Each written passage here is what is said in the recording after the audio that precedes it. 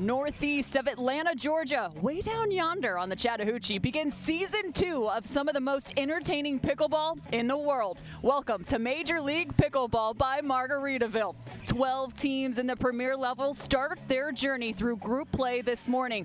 First contenders on championship court, it's the Miami Pickleball Club and the Brooklyn Aces. We're starting off with a bang. I'm Cameron Irwin alongside Dominic Catalano as we get set. Ooh, Miami is ready and firing. Tyson McGuffin about to take the court alongside Federico Stackstrud, the two males on that team of 4. Also important to note for the Miami Pickleball Club, without Mary Brasha, she is currently out with an illness, so we have Allison Harris into the mix and alternate, so it's going to be fun to watch her as she's going to battle tough against these Brooklyn Aces. But let's talk about the draft, because it has been a full scramble. We put everybody in a blender and we said, let's redo these teams. So as the draft settled, Ben Johns sits at the top. Annalie Waters, the second pick. Dom, walk me through some of these top draft picks and why they are so pivotal for these teams. Well, just to point out right there, Ben Johns, Annalie Waters, and Riley Newman are all in the same pool today. One of those players is not going to the playoffs. That's crazy to think right there. And then the other top 4 pick, Catherine Parento, we have her on court this morning. So going to be a fun one. And we are kicking it off, Cam, with men's doubles here as we see, wow, it does not get any tighter than that. The DUPR prediction, 51% win percentage probability to the Miami Pickleball Club over the Brooklyn Aces. That's as tight as it can get. You know, it's funny, as we've been kind of circling the grounds throughout the last 2 days, there's been conversation. The group of death is what they're calling it. I looked at one of the coaches and I said, it's time to start saying it's the group of life, because you want to be coming out of that on top. So 51%, 49 to your point. And again, we are about to get set. It's fun. The coin toss happens. You have 4 different options in this team format. The Brooklyn Aces won the toss. They chose to react. That's what we've seen most teams do, which means they get to react to the mixed doubles lineup. We will start, of course, with men's doubles here, as that was the next choice by Miami. Then the Aces chose the side. Miami chose the receive. If you're new to Major League Pickleball, welcome to Pickleball in a team format. We will play men's doubles, a women's doubles, and 2 mixed doubles competitions, each worth 1 point in this match. We will go through each of those 4 in this group phase, as it is a round robin. If the score is 2-2, we will go to the infamous Toyota Dreambreaker.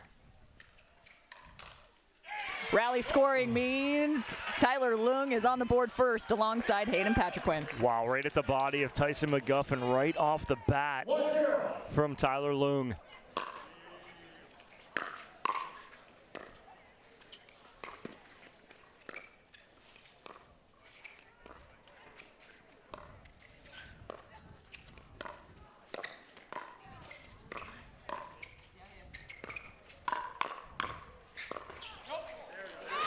Tyler finds himself on the ground, but you also have to notice the lefty Tyler Leung going to create some problems through the middle. Yeah, great job of playing defense in the middle there from Tyson McGuffin on the attacks from Leung.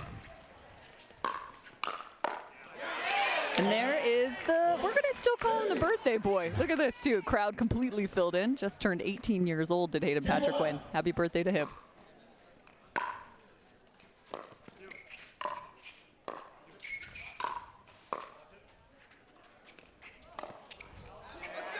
A tough bounce for Tyson McGuffin. Yeah, as soon as that ball came over and had so much backspin on it, it went back towards the net. It kind of got away from him just enough.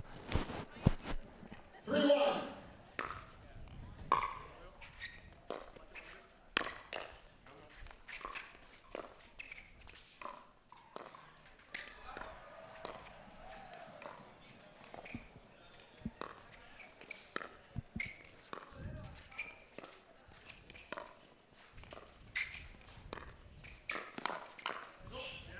Hayden Patriquin first to strike, and I believe it was a good one, even though the counterattack didn't work out for Tyler. Yeah, Leung just got jammed up just enough right there. I think if he leaves that ball go, it's going to go wide, too.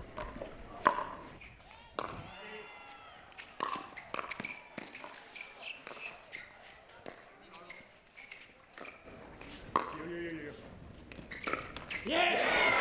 you see that? Like, that was just very smooth from McGuffin and Stackford. They ended up on the wrong sides, meaning the opposite sides that they are on, and then they smoothly transitioned back to their sides. Nice job from McGuffin and Stackford. And one of the liveliest arms in the game of pickleball, Tyler Loom. Again, rally scoring, so players stay on their side, the right side and the left side. They have opportunities to switch. That timeouts. That's a tough ball right there for Patrick. When he's in the transition area and that ball's at his feet, he's got to let that ball go and let Loom dig that out from the baseline. 4-4.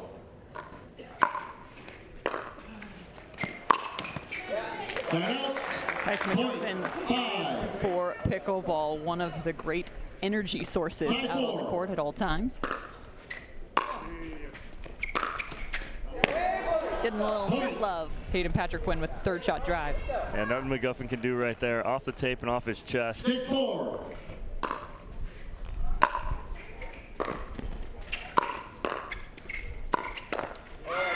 Continue to find the left shoulder of Loom. A little confusion in the middle. I'd like to see Stackford step over and take that with his forehand, but McGuffin does have a nice little backhand flick. And the wind coming into play right as that serve was about to happen. Goes just at the back of McGuffin and Stackford.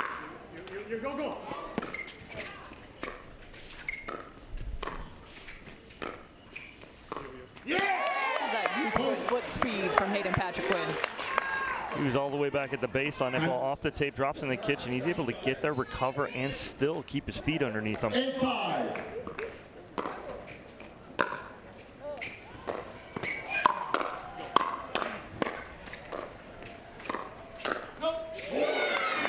Good talk from Stackford right there to McGuffin. Last second, McGuffin pulls his paddle down because he was going for that ball here.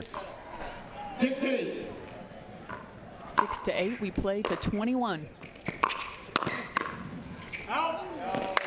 You see the adjustment there, almost a slide from Tyler.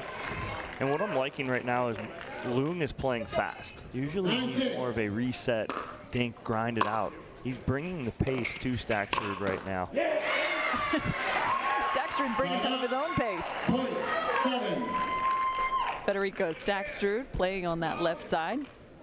It's interesting, you've oftentimes seen Fed and, or excuse me, more so Tyson playing that left side, one of the great versatile players out on the court.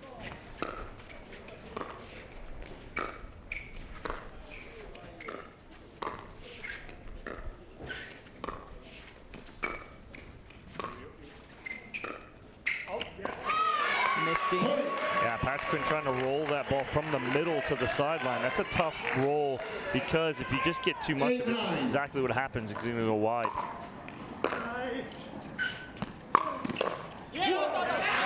And he just continued to attack Tyler Loom. 9-all. 9-9. Well, what's happening too is Loom and Patrick Quinn's returns are short right now. They're into the wind. They got to get some more on it because of the shortness of those returns. Stackford just stepping in and wailing on these. Another one right there. Short return, Stackford drives, and a little shake and bake from Stackford and McGuffin. Third shot drive and the close from Tyson McGuffin. They say he's got Ferrari forehands, but right now he's getting up some poached eggs. Little sauce to get your morning started. Let's get this thing rolling. 11-9 means it's time for a change of end, and that's going to become important. This is compared to yesterday in terms of wind conditions, definitely a bit more breezy here on Championship Court. Yeah, and it's kind of flipped because yesterday the wind was blowing from our right to left, which would be now from Stackstrud and McGuffin's side.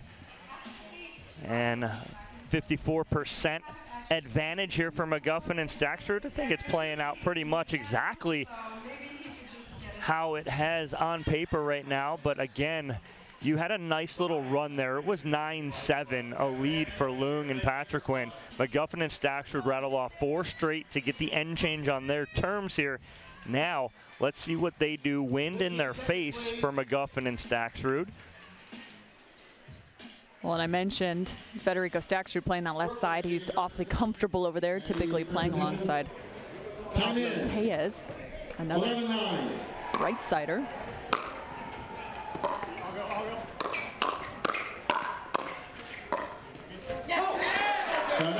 so far been really impressed until that point. His ability, Tyson McGuffin's ability to really reset. He's had some really nice light touches early in this game. Speaking of which, right on cue, Dan. Nice little drop at the feet of Tyler Loom. Vulcan.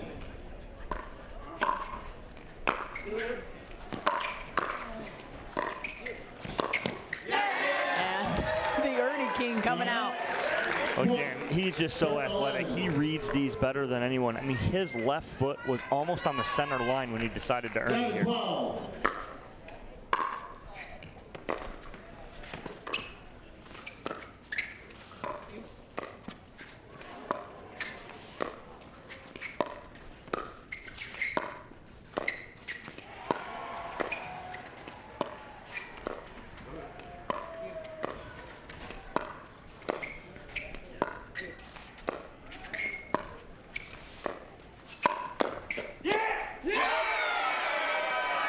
Oh, Loom celebrated just a little too early.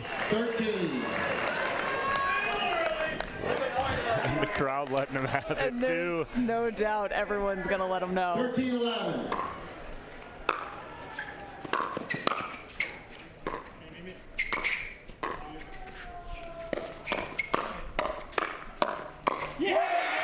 And again, it's going the direction, the hands battles right now of Stackstrud and McGuffin. Well, and here's the thing, is you're firing up McGuffin. Last thing you want is to get him involved and the crowd involved. And it's interesting, too. You watch that hands battle and the location McGuffin was. He was about 3 feet from the kitchen line.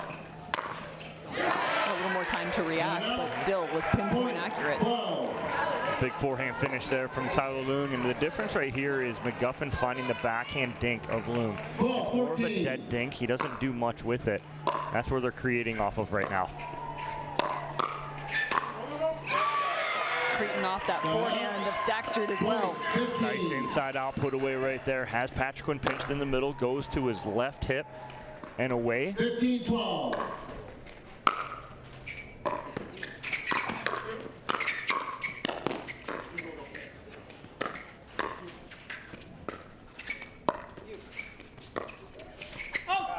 There it is again. There's that backhand from Loom. Now he's trying to make something happen off of it now and goes a little wide. 16-12. Tyson McGuffin with the serve. 16-12. And a timeout taken. I was going to say, if that last point had turned and gone the opposite direction, I think this could be a different story because the Brooklyn Aces, it looks like Hayden Patriquin starting to find a bit more rhythm, maybe starting to assert himself more even in some of those hand battles. No, absolutely, and that's what needs to happen because if they're going to play pace, it's got to be generated through Hayden Patriquin. It can't be from Loom generating it and starting it. Patriquin's the one that likes to play that ball off the bounce and speed up. Loom doesn't play off the bounce fast. He'll hit balls really hard, put balls away when the ball's up, but off the bounce, it's got to be Patriquin. Look for him to maybe speed some balls up here, take a little more in the middle, and anticipate kind of speeding up and bringing it to McGuffin and Stackstrud. And I want to talk a little bit about the draft because Hayden Patriquin, when you think back to season 1, a part of the New Jersey Fives, there was conversation as he was the 48th pick in season 1. Maybe he was somebody, is he supposed to be in the Premier? Is he supposed to be in the Challenger? Lots of conversation. That man showed out continually through season 1, and he improved his draft stock going from the 4th round at pick 48 to the 3rd round at pick 28. That's a heck of a jump.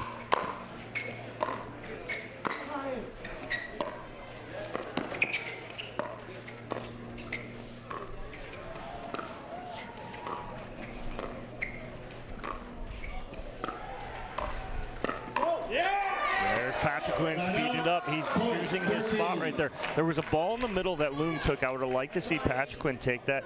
He had maybe an opportunity, but waited a little longer. 13-16. The right opportunity. Looking for the shake and bake of their own, trying to change the tempo. 17. 17-13.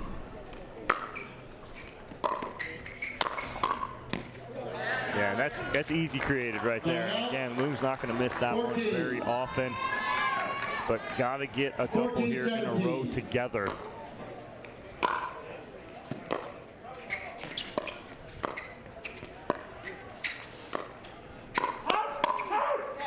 Hayden quick.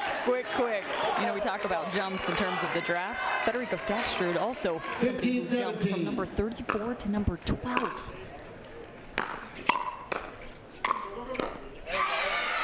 Backhand finish there from Stackstrud again, going to that left side of Patrick Quinn.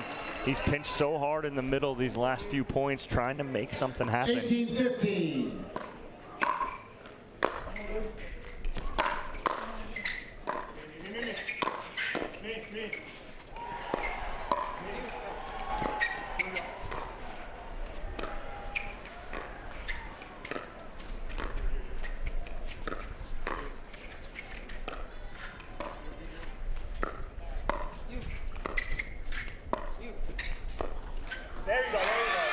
I know they don't win that point, but it was much better construction from Loong and Patrick Quinn. Patrick Quinn took about 70% of the court right there. He had opportunities to create. Creating off the drive, Federico Stackstrud, the clean winner. I didn't know you could have passing shots in doubles, especially not on a pickleball court. And they were both looking at each other going, yours, yours. That's just a beautiful ball from Stackstrud.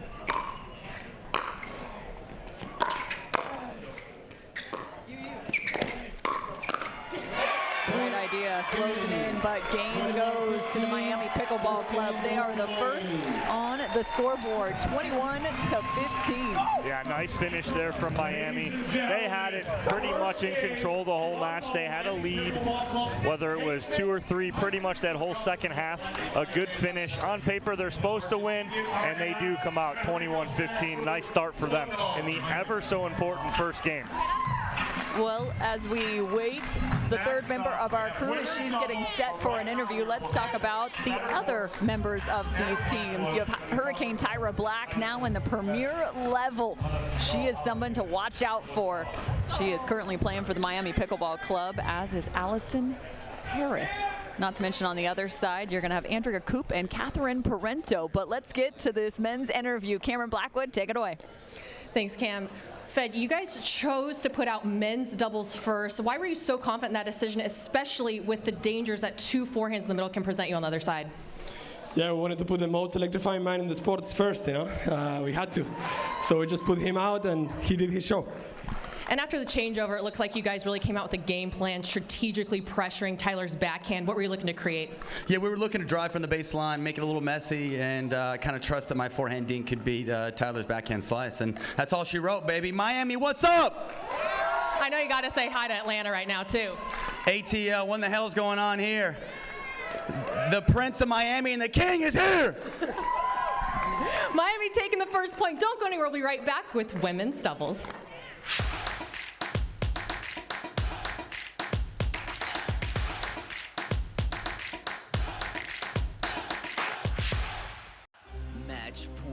It's all up to me. Nothing can get in my way. And when they ask, what are you gonna do next? I'll say, I'm going.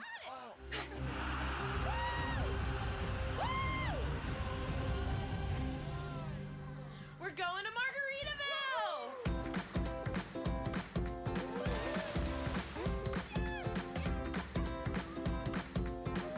You can go to Margaritaville too. Visit MargaritavilleResorts.com.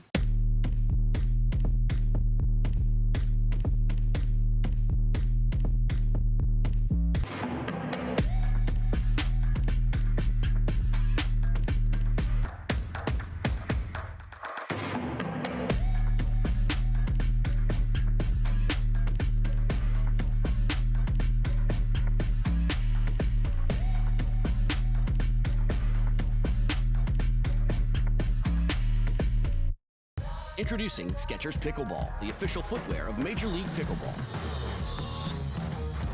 They're ultra lightweight and responsive for incredible speed. They have Goodyear rubber outsoles with a specialized pickleball design for increased side-to-side stability and agility. Plus, they feature shock-absorbing foam and Skechers' famous relaxed fit design for incredible comfort game after game. Conquer the court in comfort. Skechers Pickleball, the official footwear of Major League Pickleball. I just didn't want to look like everybody else. It just didn't suit who I was. It didn't fit my persona. It didn't fit my image. I rep the stuff because I love it. I rep it because it's quality, and I like the fact that I look a little fly. It's been huge because it identifies me. I feel like I stand out. People reference me to the shirts all the time. They know me as the guy who wears the flashy shirts, and I'm cool with that.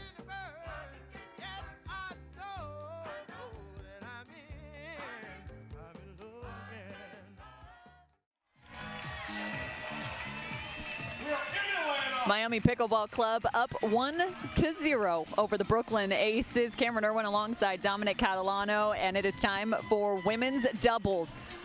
Andrea Coop and Catherine Parento playing alongside one another. On the opposition, Hurricane Tyra Black and Allison Harris. For those who don't know, Mary Brasha, part of this Miami Pickleball Club, out with a sickness this weekend, so hope you're feeling better, Mary, more than anything else. We know she's watching right now. We know she's watching. We know she's watching. We miss you, Mary. We miss you, Mary, but give me some insight on Allison Harris as she will be playing alongside Hurricane Tyra Black. What do we know? Complete gamer, in the game less than a year, did a Simone Georgine camp in Nashville, Tennessee, and looked at Simone and goes, I'm looking to play a little pro. What do you think? And Simone's like, absolutely. Comes in and has been a, for lack of a better term, hurricane, who she's playing next to, as she entered, and is a very capable player of being here. Pushed wide by Hurricane Tyra Black. Some more insight on Allison Harris. She's 30 years old, like you mentioned, out of Nashville, Tennessee. Played Division I tennis at Central Arkansas.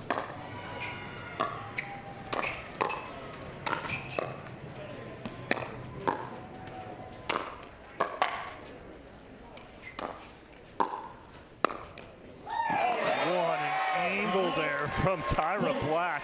And again, I love seeing the progression of Hurricane Tyra Black and how good she is, or how much she has improved over the past year.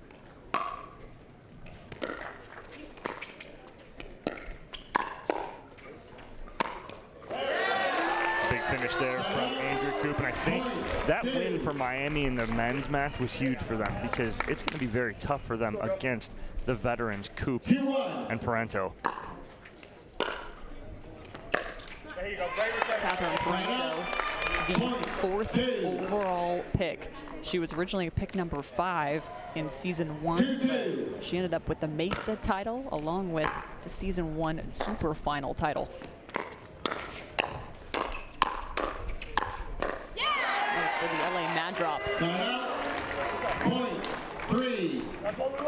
Catherine out of Montreal. You see the firefight go the direction of the Brooklyn Aces.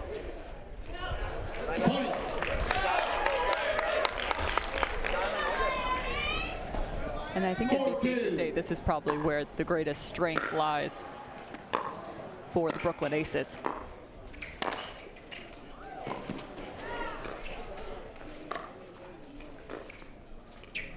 In terms of finding points. Yeah, absolutely. But again, right there, that's a premature speed up for Andrea Coop. You're not going to see her do that too often. 3-4.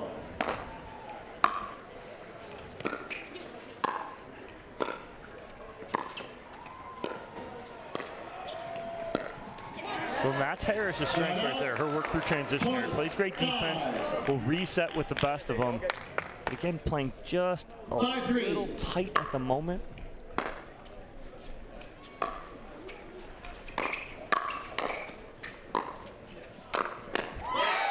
There's a big two-handed backhand from Hurricane. Well, Tyra does this so well. You watch her right there in that forehand. She cleared herself to the sideline with that forehand reset and then finishes with the two-hander.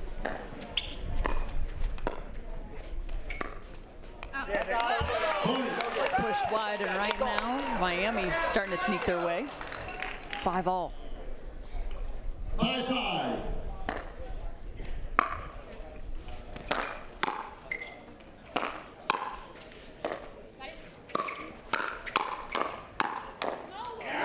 Not scared to pull the trigger first. No, right there. And as soon as Tyra Black hit that last ball, she looked back and goes, I think that ball might have gone out, but she had ended up playing it on the forehand side. 6-5.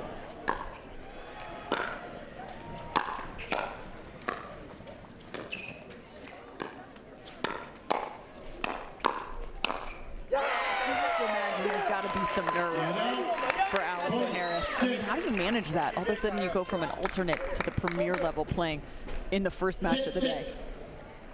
Well, you're exactly right, Cam. It's nerves and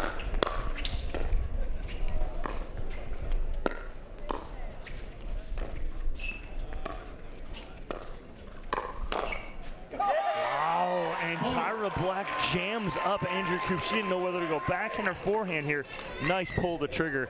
But you talk about it, Allison Harris being a little tight to start. I think she's starting to loosen up though right now. That last point was really well constructed by her.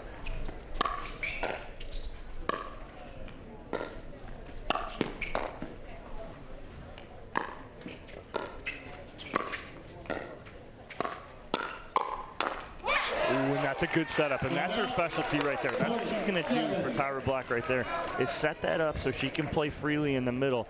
That's a ball Tyra Black wants back. It's not going to be easy. Catherine Parento, one of the best counter punchers in the game, also has plenty of offense to go along with it. And again, there are just angles, and then there's those angles. Hurricane Tyra Black finds another. I mean, she jumps to clear herself and give herself a little better angle. Just 22 years old is Hurricane Tyra Black.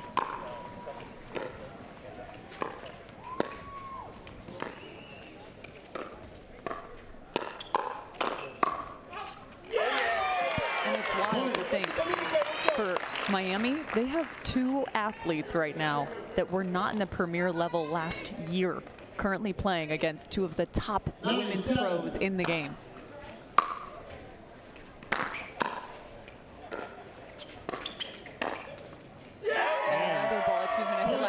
Season 1. And they have a lead and are playing extremely well and loose right now. But that's the thing of it too. If you're the underdog, play loose. You got nothing to lose. I mean, that is what, a 50% hybrid drive drop from 2 feet behind the baseline? Are you kidding me? On her back foot, the ball was almost behind her when she hit it too. That's incredible, but Cam, you hit on it. You have 2 players who, one was in the Challenger, one wasn't even here. Challenger or Premier, that being Allison Harris, and now they're up 11-7 on 2 players who have done nothing but play Premier since MLP started, and now they have a 4-point lead. But again, this is where the sport is going. You're getting these new faces, these new names, and give them a few months, they figure it out, and this is what happens. I mean, let's talk a little pedigree here, because it's on both sides of the net currently. Hurricane Tyra Black, former pro tennis player. She came over not long ago.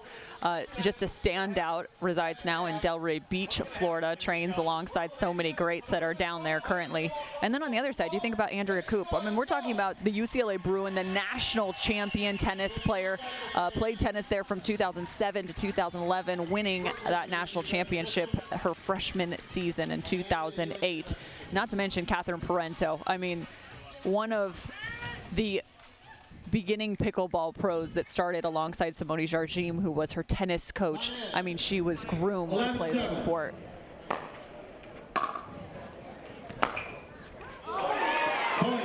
And it's the off tempo that the bottom is just falling out of the ball. Right, she did not hit that 100%. That was at about 70-80%, created some shape on it. Ball's dipping as it gets to the net.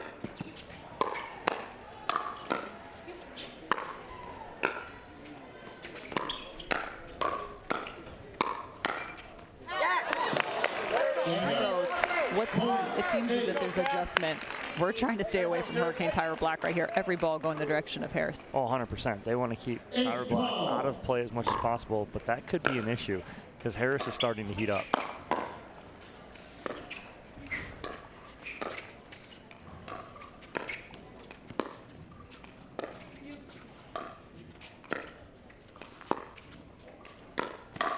There's that counter punch I was talking about. Not easy to attack Catherine Parento. No, exactly. She's going to read that. She's going to sit fastball, adjust off speed, and she's sitting on that speed up from Harris. Parento played tennis at the University of Arkansas for 1 year before transferring to Michigan State. Wow, what Tyra Black can do with the ball below the net is absolutely incredible. Right there, that ball 6 inches off the ground. She rolls it to Andrea Coop, almost fooling her. Lots of tempo changes in this. Here we go. Yeah, you're playing the game, right? You're trying to get them off their rhythm right there. Coop taking a little extended time, going to the towel.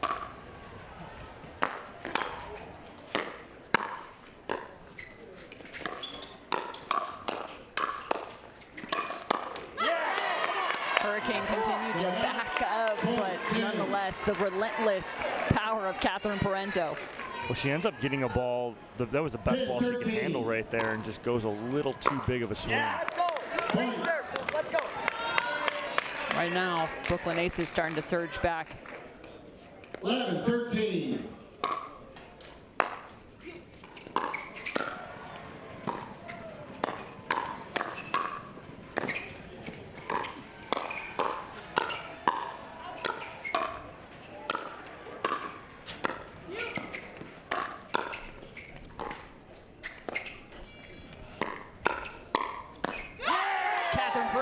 Just dial it up a notch. Wow, great job. I love the ball. This is in the middle of that point. Parento had a ball right in the middle, comes in, attacks it, and she started that whole pressure sequence for her and Coop.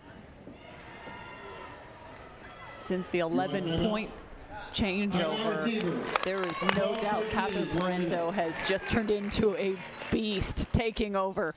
Well, that's why she's the 4th pick overall right there. She can take over a game whenever she really chooses to.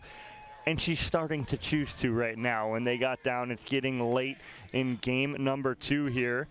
Played a 21. And Parento is kind of grooving right now. And I think Miami is kind of feeling that. They call that timeout. Good timeout from them. So Miami's still up by 1 and also up by 1 in terms of our match score. There's a look at Cirkul, one of our sponsors here, providing all of your water needs around the tournament. Cirkul, the official hydration partner of Major League Pickleball.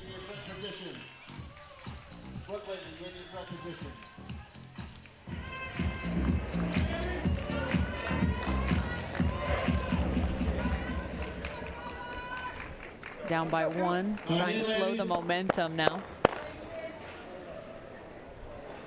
12-13.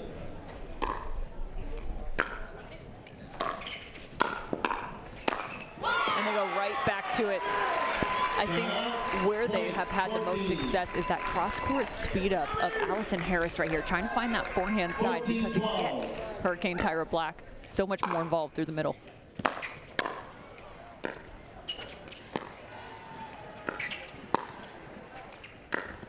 Oh, and instead she changes it up, slithers that right through the middle.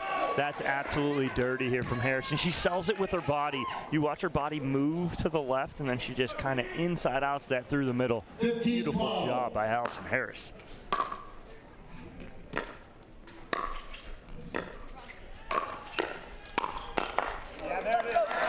Stuff. She was trying to get that off to the right side. Catherine Parento again, nearly straddling the center line throughout that rally.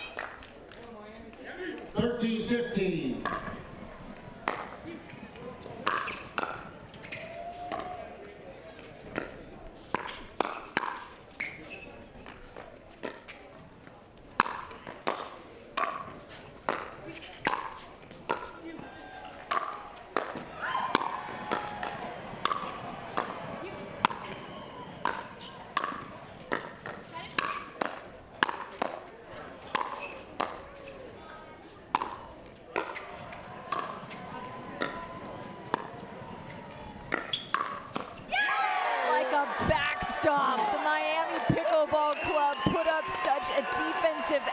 But for the Brooklyn Aces, it's Catherine Parento with the final shot to get it done. Great point, great defense from Miami just to stay in that point. 14-15.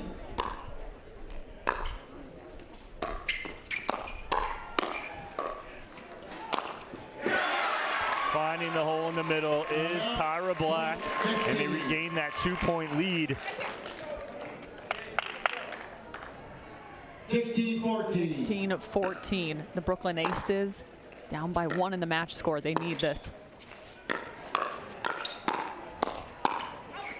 Allison Harris just changed her location.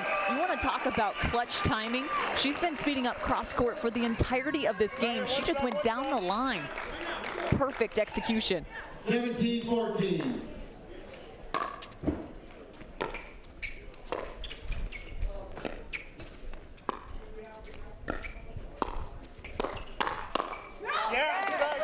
Tyra Black got what she wanted right there. She knew that Coop was going to get that first one back, but then just goes a little too big through the middle. 15-17. Not the area you want right now. No errors, to be honest with you.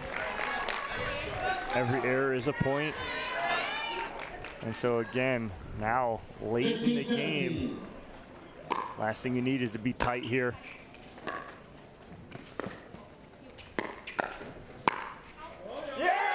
Wow, we have yet to see Andrea Coop speed up to this point, and she pulls the trigger, finds the combination. We're tied up 17-all.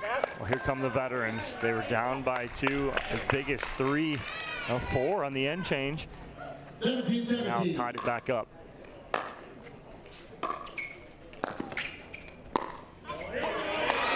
Coop, little heat check right there. She sped the last one up and found the corner, but that time goes a little wide and long. 18-17, this is a good time to let you know. Different scoring system. It is rally scoring, but there's no longer the freeze in Major League Pickleball.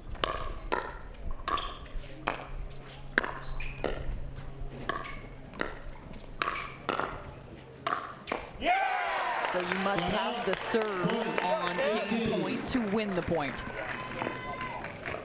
Good pressure right there from Catherine Parento as she goes inside out to Tyra Black's feet. All tied up at 18 now. 18-18.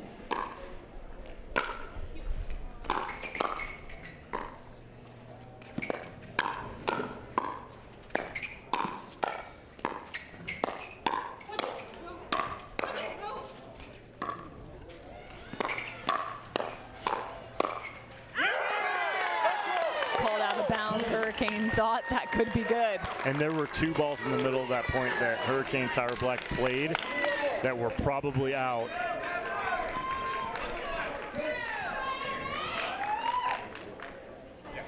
$19-18.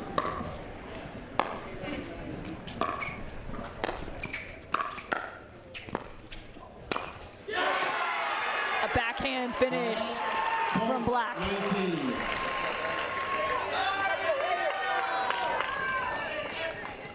19-19.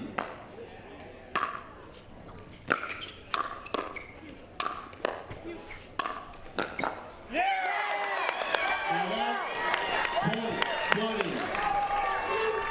20-19, the Brooklyn Aces with a game point opportunity. Andrea Coop to serve. 20-19.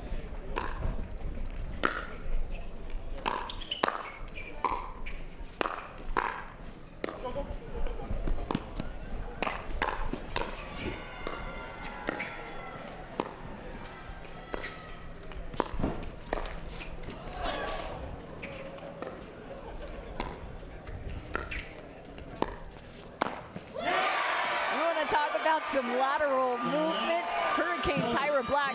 Check this footwork. And that is set up by such a good roll dink from Allison Harris. It pulled Andrea Coop off the court. Tyra Black stepping in and finding that hole in the middle. So the score is now 20-all. Back to rally scoring for both teams.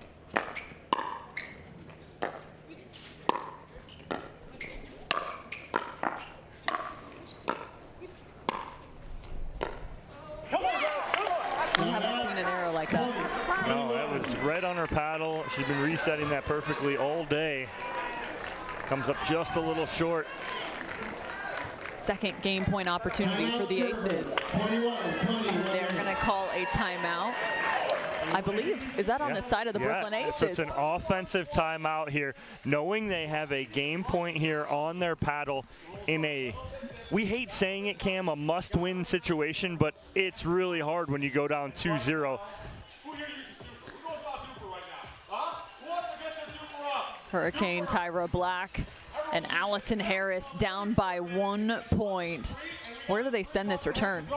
So right now, if I am Harris and Black, I'm going to Coop. I do not want Parento getting involved right away, especially, again, wind in their face. Or I'm sorry, it's at their back. You want a good return deep to Coop. Let Coop drive it. Do not let Parento create some shape off that paddle, because if she does, she's going to come in and shake and bake. I go to Coop. Coop will probably drop this one in and try and create a point where it's a 50-50 point up at the kitchen line and see what they can get. So I'm going to Coop with this return 100%. I'll be curious to see, too, if they go back to the pattern that was working earlier, which is Allison Harris attacking cross-court, Hurricane Tyra Black sliding middle to close. And then to pair that off, does Catherine Parento come back in and, again, find that middle? So watch for the patterns to take shape here. It is game point for the Aces again.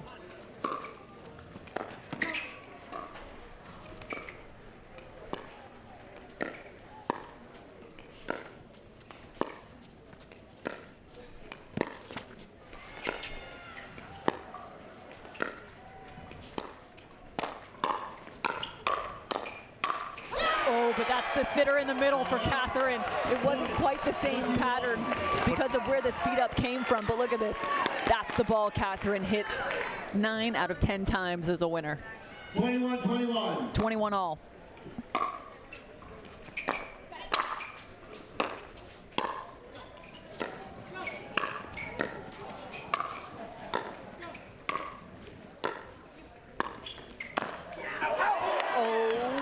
Wait a second, I think it clipped her. Point, 22. It did. It did clip her. So even though this is out of bounds, Okay, sorry. it actually hits Andrea Coop. And if you're wondering if it isn't clear from the replay, they did just ask Andrea Coop if it did hit her, and she said, in fact, it did. So it is now game point, the first opportunity for Miami Pickleball Club.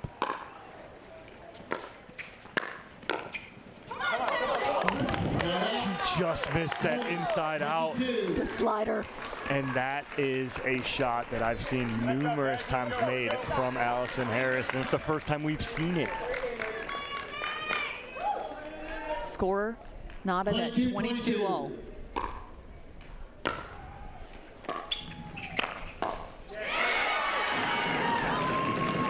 Catherine Parento is wanting a foot fault violation here on the kitchen line, but I think she's good.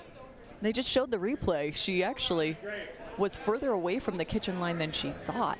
I'm thinking Parento thought that her paddle tapped after. That would be the only chance, I think. So now the second opportunity for Miami to close out this game.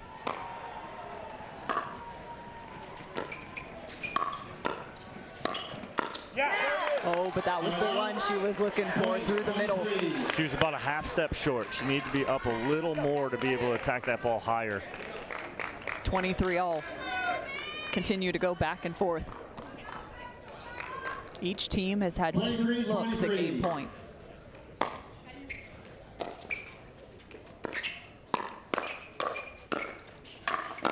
That spells trouble. Catherine Parento over the top of her head. Oh, I said it, you got to get the ball away from Parento right now. She's going to look to take over. Third chance for the Brooklyn Aces to tie this at 1-all. 24-23.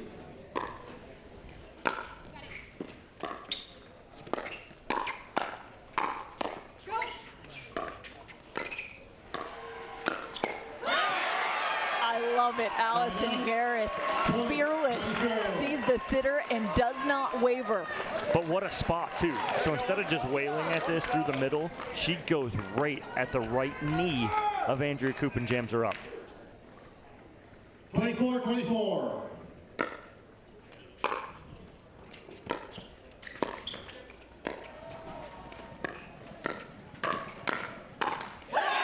Catherine Parento took her shot, and Allison Harris had the answer. Wow, Allison Harris stepping up big right now, giving him another opportunity. 25-24. Third chance at game point for Miami.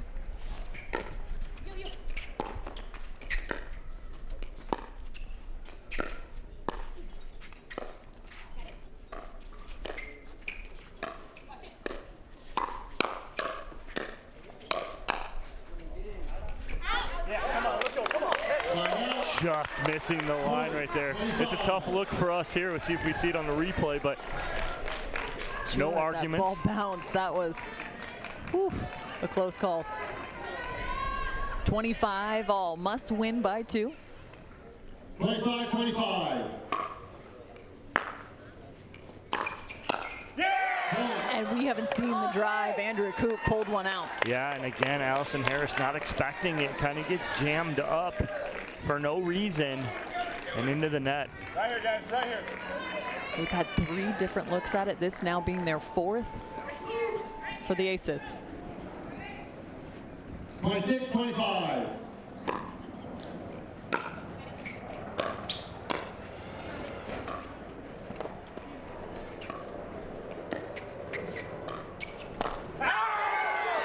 The Brooklyn Aces hang on, knotting this thing up, 1-all.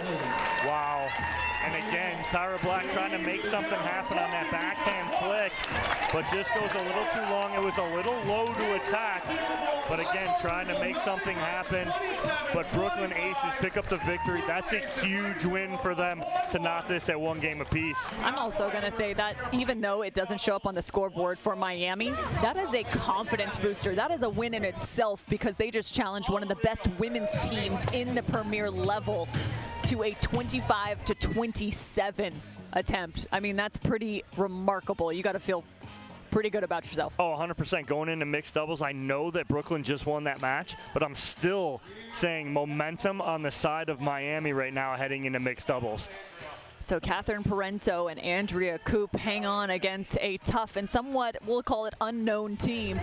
Nonetheless, they pick up the win and tie the score 1 apiece. Here's Cameron Blackwood with Andrea and Catherine.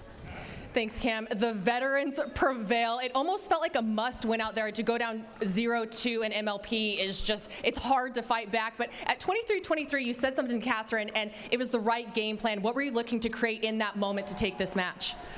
You know, Tyra was being so aggressive, and we needed to be aggressive first. I think we were just pretty tight playing against the new kids on the block. Tyra's been playing awesome all summer, and neither of us have ever played against Allison, and she was amazing, and you know, we felt that pressure from them.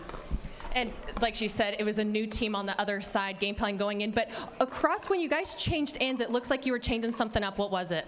Yeah, I think we just kind of worked through it. I mean, we spoke to a lot of our teammates on the sideline. They kept us pumped. And then I think Andrea and I did a good job of communicating together and just, you know, reminding us to stay aggressive. And I do think that this side's a little bit better as well.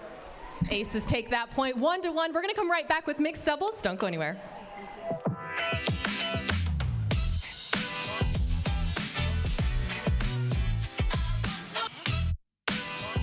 Innovation is our specialty. Winning is his. Zane Navratil has won more than 40 Pro Gold medals and back-to-back Major League Pickleball titles. One of pickleball's most iconic and decorated athletes teamed up with our world-class engineers with one goal in mind: build a paddle that can dominate. The Zane Navratil Signature Paddle, designed for champions by champions.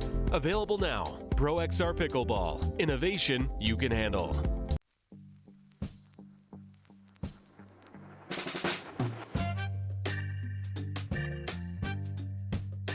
If sweat is your body's natural way of cooling itself down,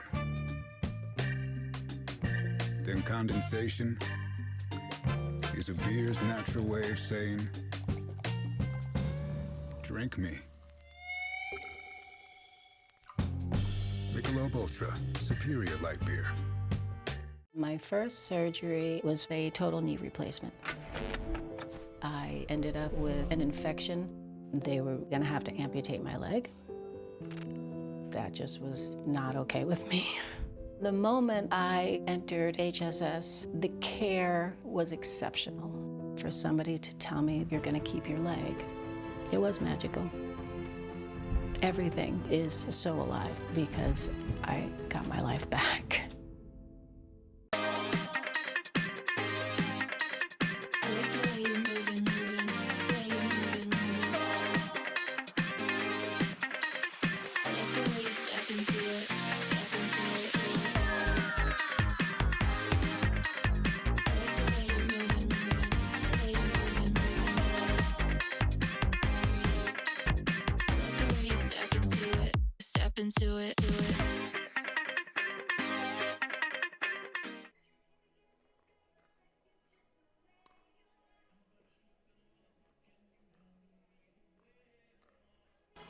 Score is knotted up at 1 apiece. The Miami Pickleball Club versus the Brooklyn Aces. Cameron Irwin alongside Dominic Catalano, and we get set now for mixed doubles. The Aces won the toss. They first chose to react, so they will be reacting to the mixed doubles lineup that is set by the Miami Pickleball Club. Again, 1-all as we are now ready. Ooh, do you think we're going Dream Breaker to start off the day? We did yesterday. We had 2 straight Dream Breakers on championship court to start yesterday for the challenger level. I think this one is dialing up for a Dream Breaker, which would be a very good Dream Breaker, if I must say so. Well, before we find out the lineups, we'll also give you a little glimpse into what's coming up today. This is our first match between Miami and Brooklyn. Now at the 12 o'clock local hour will be DC versus Utah. The 2 o'clock will be Atlanta versus Orlando. Then you'll get a chance to see the semifinals of the challenger level at 4 p.m.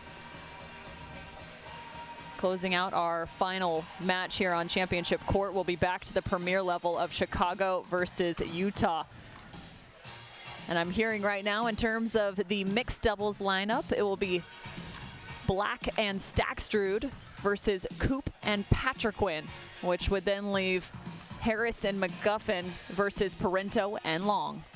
There's a look at Hayden Patriquin. We need to update that age. He just turned 18, I believe, 2 days ago. But he is someone that people have talked a lot about in terms of his hand speed, that it rivals some of the best in the game. He is. He's got such good hands. Again, the youngster, he lives for MLP. You have some players who really kind of thrive in this atmosphere, and Big H is one of them. With the 5s last year alongside Annalie Waters, the two of them really wreaked some havoc on some teams, played really well together. And he just thrives off of this atmosphere, the crowd, the team format. It is what Patriquin was made for. And now this will be an interesting pairing with him and Andrea Coop. Coop, a very steady player, going to let him do his thing, I would imagine, and play that left side, play it very big and athletic, and Coop going to keep him in points. But now going against Stackstrud too. Stackstrud has a lot of power, a lot of deception. We'll see what happens here with Stackstrud and Black. I like this matchup too. So as we get set for the mixed doubles, here's a look. I just mentioned the match is coming up. There's the 10, 12, 2, 4 again is that semifinal at the challenger level. We were in action all day yesterday through group play, working through. It was the SoCal Hard 8s as well as the Las Vegas Night Owls, who both received byes coming out as the 1 and 2 seed. They were both 3-0 on the day, so watch out for those challenger level matchups. And of course then Seattle and New York, New Jersey and California are your matchups. New York and New Jersey, it was interesting too. They actually were in the same group. Traditionally that 3 would play the 6. However, because they're coming out of the same group, we have a 6 versus 4 and a 5 versus 3 for those challenger level matchups. Coop and Patriquin on the near side of your screen. Stackstrud and Hurricane Tiger Blanc on the far. 0-0.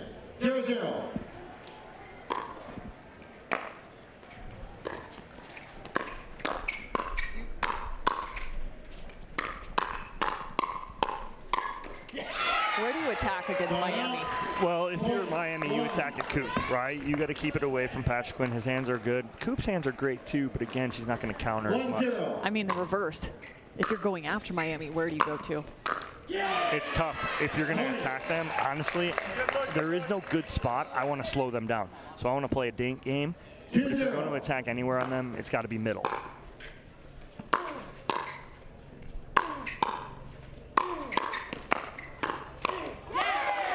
And the only reason I say middle is because possibly create some confusion because Tyra Black is a very aggressive player.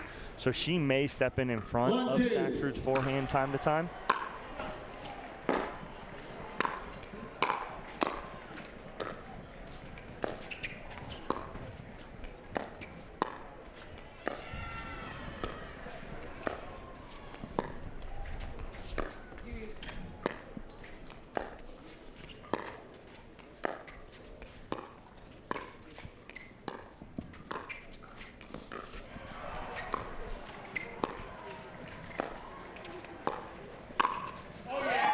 Body bag. Federico Staksrud finding the belly button. Great inside out here from Staksrud. Watch him step over and just go inside out right at the left hip of Hayden Patriquin.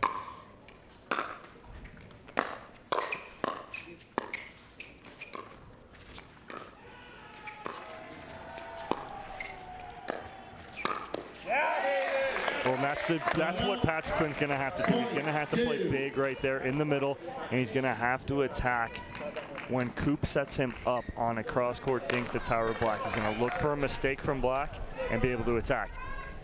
2-3.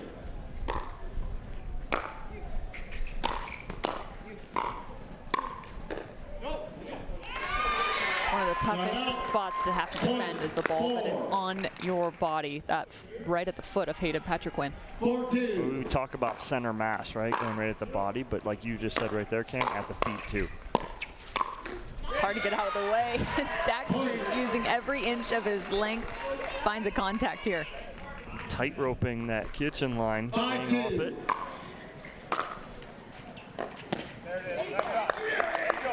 Little love off the tape right there for Patriquin. Through block off just enough. 3-5.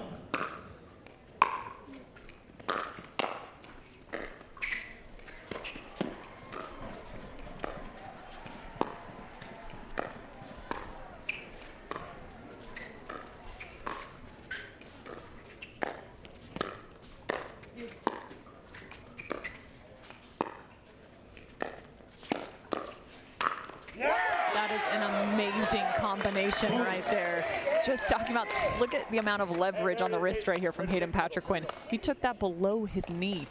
Incredible. I mean, you think, and we talk about him only being so young. He's still a teenager, but still able to attack. Absolutely love it for Patriquin.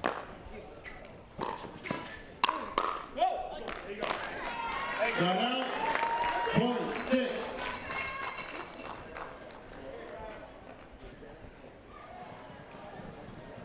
Six-4.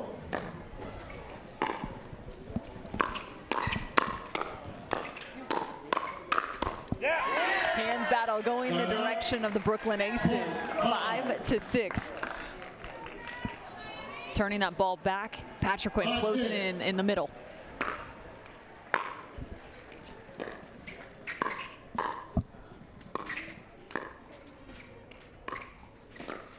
Oh, nice pressure dink right there from Staksrud cross court. So 7-5 right now. Miami Pickleball Club is still on top.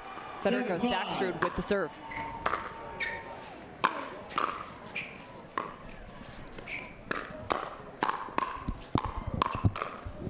Nice, Staksrud finally finding the left foot of Patriquin and finally gets on top of that, goes away from him right there. Nice job by Federico.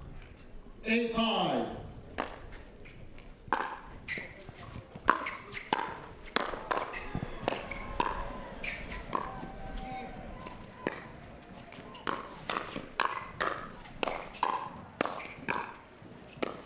Oh, light touches. Hurricane Tyra Black chopping the wood here. Well, we saw her do that in women's right there, and now she does it in mixed. Beautiful drop shot cross court.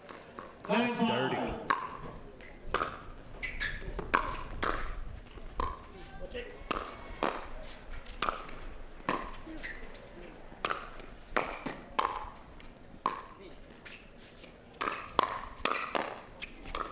Yeah! 1, 2, 3 for Hayden Patriquin. Well, I mean, it's not one put away. There's several putaways defended by Staksrud and Black, but finally Patriquin coming out on top. 6-9. trying to get back in this game. And Coop has had some success. You think back to the women's doubles matchup with that third shot drive. 7-9. I don't mind it though. Again, Patrick going for that serve, trying to put pressure on. I know everyone talks about you give up a point here in rally scoring, but again, it's 1 point, right? Go for it. That was too early. They're going to reserve this potentially, saying that Federico Staksrud was a little early with the serve. Oh, and actually it's a point.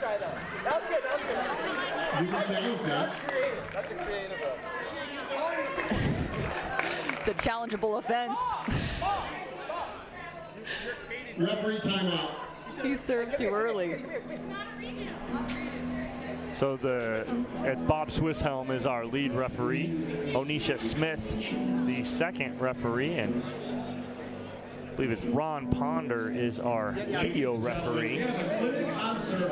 But again, the question here from Miami was, is it a reserve or is it a point?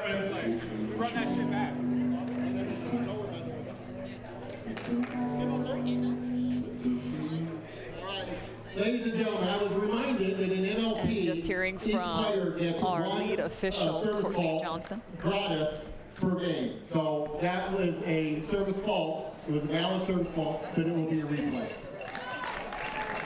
So again, to reiterate, there is one service replay in MLP rules, and so that is currently being utilized here. And it's per player. Each player gets one. So that one was on Tyra Black. Staksrud has one, and also does all of the Brooklyn Aces. Excuse me, I thought it was Federico Staksrud who served that ball. Well, nonetheless, right there, Staksrud ends that will change ends here as the Miami Pickleball Club out to a 3-point lead. Good start for them, and we talked about it, Cam, before we came into mixed doubles. Even though Miami lost that last match in women's doubles, we still both, I believe you believed it too, is that they still had the momentum going into mixed doubles here, especially team by team. So 11-7, the momentum currently on the side of Miami. We have gotten a chance to see Federico Staksrud, and we talked about his draft stock and how much it has increased since season 1. Where has his game found, we'll call it, some more consistency? Well, again, Staksrud is one of those prototypical, like you and I talked with Sam Query yesterday about when he came into the game as a former tennis player, he came in hot and heavy in singles. He had to learn doubles. Once he learned doubles, he's very dangerous, both in mixed now and in men's with his partner, Pablo Tejas. They have really put together some great runs on the PPA Tour. Staksrud, originally out of Argentina, came and played his tennis at the University of New Orleans, as well as Tennessee Wesleyan. Earned his MBA from Florida Gulf Coast University.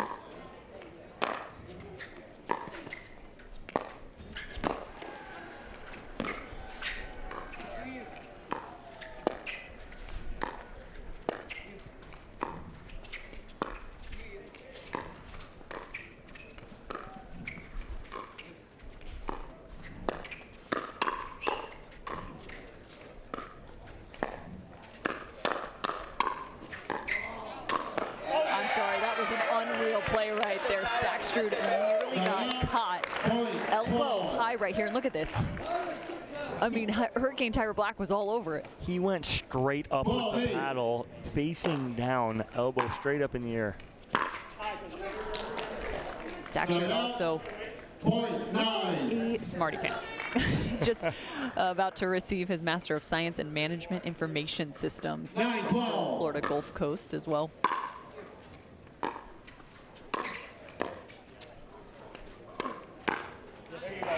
Beautiful spot right there. Watch him hold that ball on his paddle until the very last second, and then finds the hole right down that center service line.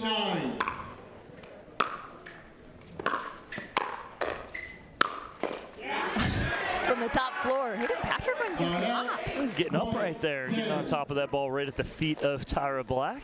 Can we just get a highlight reel called Hayden's Hops? Put it together. Is that a few of those? Someone out there is watching her do it. The firefight goes the way of Patrick Quinn, and the reason being is because they go chest to chest here for a couple, and then Patrick Quinn able to get on top and get it down at the knees of Stacksher. 11-13.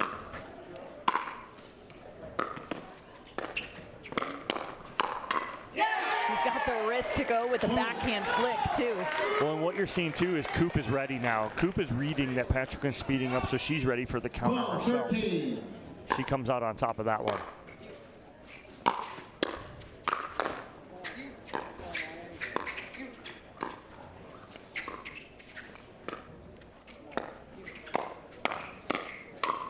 I'm sorry, that's just unreal right there from Black. Her ability to still counter this ball. Look at this.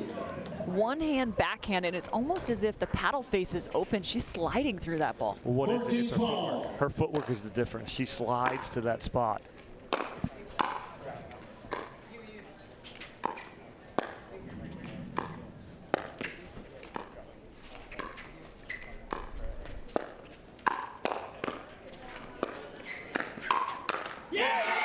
Patrick Quinn set himself up beautifully right there on the speed up from Black. He reads it nicely, resets, and then gets a ball that he should put away, but goes off the tape. 15-12 for Miami.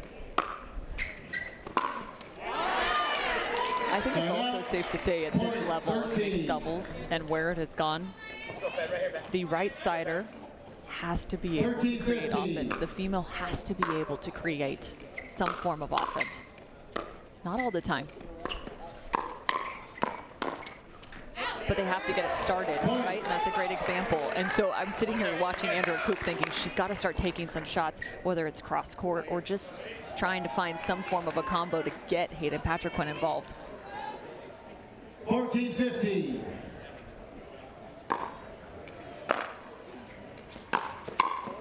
And that's one of the great ways that she can do it. That third shot drive, which they have gone heavily to, now tying the score at 15 apiece.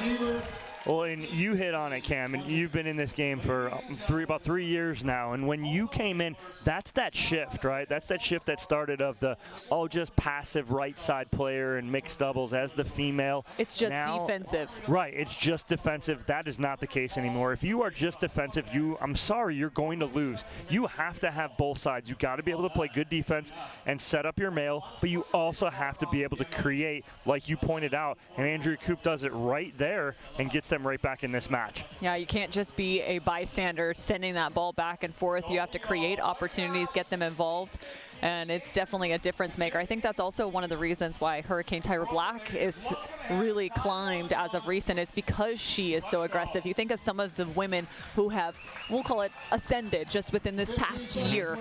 You think of an Anna Bright, right? And how aggressive her style of play is. Obviously, Annalie Waters sitting at the top, Catherine Parenzo at the same. They all play with an aggressive style, knowing when to attack and when to play maybe a little bit more of a reserve role.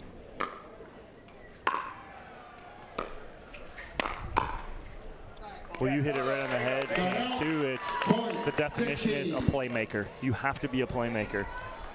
I also think Georgia Johnson, one of the best attackers in mixed from the women's side.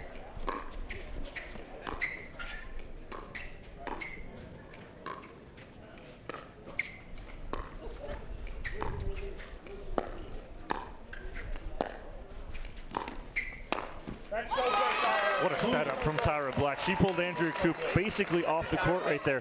Patrick Quinn didn't know where to go really as this ball floats. He slid back to his side just enough to open up that hole in the middle for Black.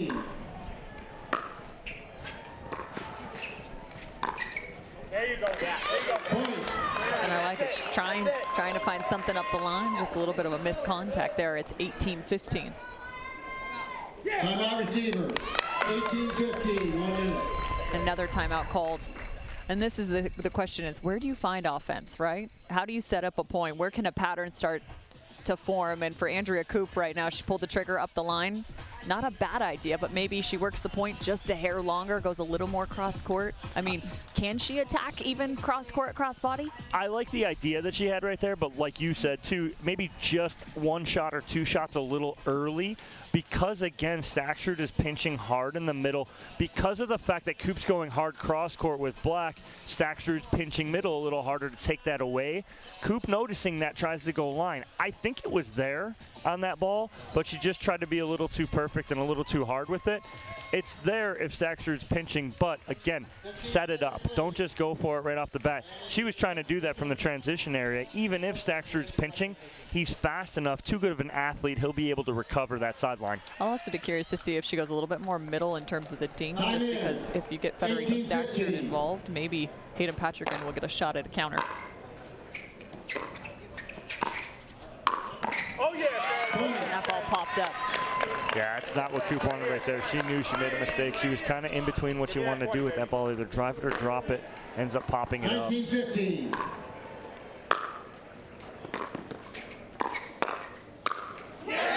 Just like that. See if you can get aggressive, maybe cross court, find that middle ball. Get Patrickman in on it. 16-19.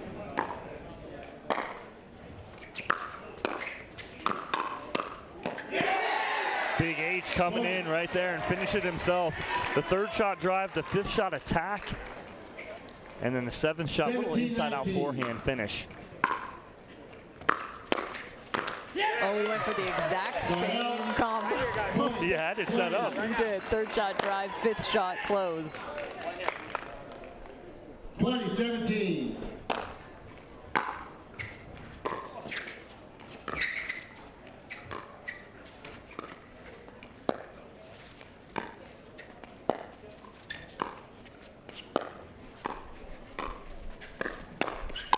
That is a really pretty combo. Dink up the line, ball sent cross court. This is a gutsy pull on the backhand from Patrickman right there. Knowing Coop, though, sitting that two-hander, finishes. 18-20. Fought off one game point. 18-20.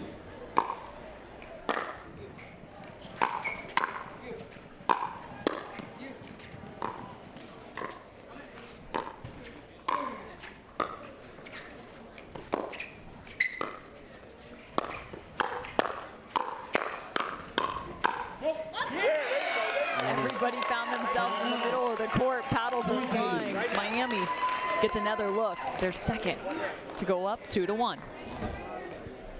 20-18.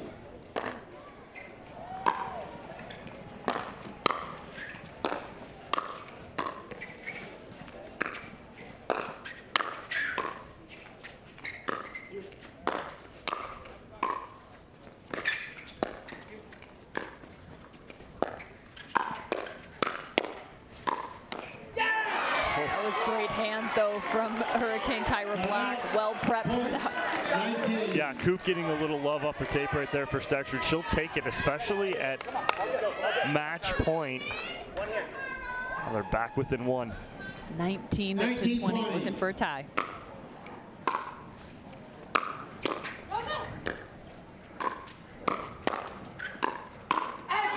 And the lead, 20-all. Hayden Patrickman and his backhand flick has done the damage in the last 5 or so points. All of a sudden, he's gotten really fast in his game. He's attacking every third and then just jumping on the fifth. Well, he's seeing the ball. Nice ways to do it. Andrea Coop sending that up the line. Stackstrud going to cross court. Oh, and another one. Sit middle. 21-20. He went off the Andrea Coop drive on that one. Nice job, but 21-20.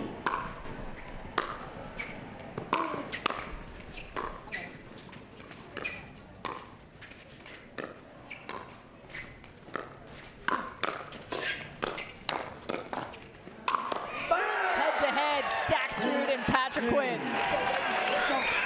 Stackstrud pounds his chest, walks off, now up 2-1. nice finish there from Stackstrud. And you saw the two guys sitting there playing about 25% of the court head-to-head right there as Coop basically took a sideline seat right there and but Statue coming out on top of that. Beautifully done by Miami to take that 2-1 lead. Miami Pickleball Club leads 2-1. That was a fun one. Federico Stagstrud and Hurricane Tyra Black. We've had 2 phenomenal finishes in these 3 games going the distance. So the Miami Pickleball Club up 2-1. Cameron Blackwood now standing courtside with the winners. Thanks, Cam. A close one all the way up until the end. They started to creep back in, but we know you like to use a lot of angles in singles, but just how much more is it helpful on the mixed doubles court to put those in there? It's really important. I really like to open up the court to keep that space in the middle, and I think we took advantage of that today, and it was great. And we know when you are playing mixed, you like to have a nice setup partner, but how important is it and how crucial is it now to have someone that can set you up as well, get involved? No, it's super easy to play with Tara. I mean, her hands are probably one of the best in the women's side, probably in the men's side too. She's just unbelievable. So yeah, really easy to play with her, honestly. Miami take the first one. We're going to come right back with the next mixed doubles right after this.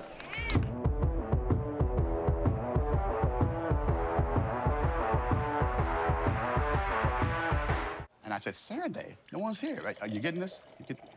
So if he wants the invoice. Water doesn't have to be boring. Turn it up with Cirkul. With over 40 delicious flavors and a dial that controls your intensity, Cirkul starts a party for your taste buds. No sugar, no calories, and no artificial flavors. Just good times.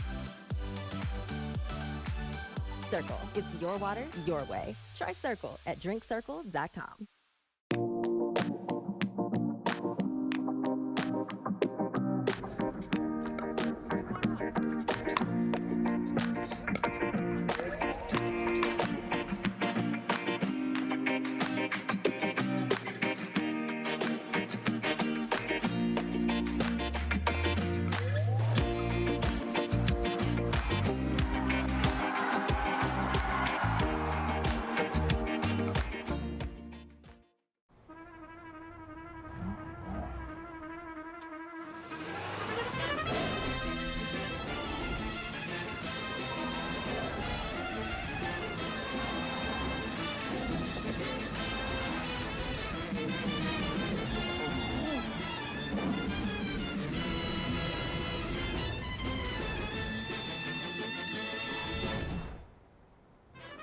The all-new Prius.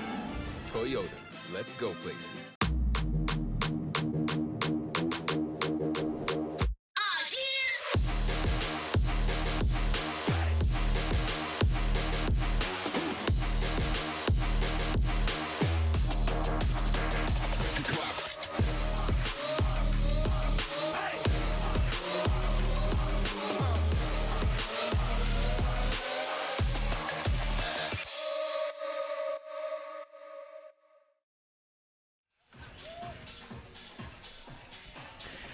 Well, we were talking about a little manifesting in the break. Wow, We I can't talked believe about, this. well, maybe a dream breaker could be coming. I manifested an iced coffee to the booth, and all of a sudden it magically appeared. I'm manifesting a dream breaker here. That's all I'm saying. Just Yates Johnson just randomly had an extra iced coffee. This is the greatest day of my life right now. And Cam just walks right into it. Oh, this is epic. She will take it. Speaking of epic, the pickleball currently on championship court. Just the first match of the day here for the premier level. 48 of the world's top pickleball pros currently duking it out for a chance to pick up an MLP title. Could it be one of these two teams? Very likely. Miami Pickleball Club and the Brooklyn Aces have their rosters filled. Tyson McGuffin now taking the court alongside Allison Harris, the alternate filling in for Mary Brasha. So far, she has proven to be a tough competitor. Her game is here. Right now, she'll face off against Tyler Loom and Catherine Parento.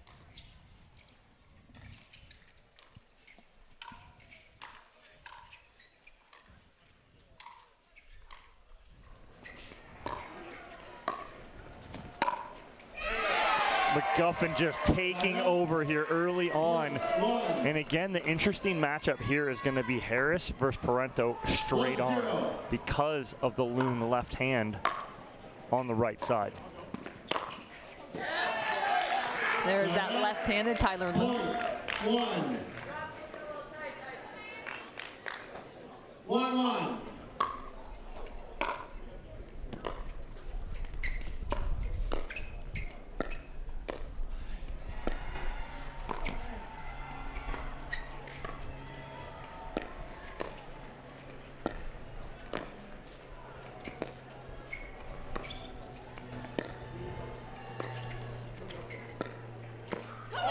And see, that's going to be my matchup to watch, is going to be Loom versus Harris.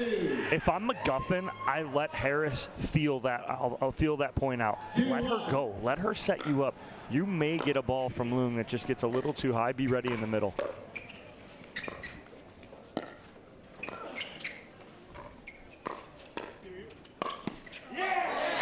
Wow, what a spot there from Parento. Harris was sitting forehand on that speed up, and she goes inside to the left hip. See, and I feel like this could actually be a tougher challenge for Allison Harris, just because you have to understand the nuances of your partner, what ball they're taking and what ball they're not.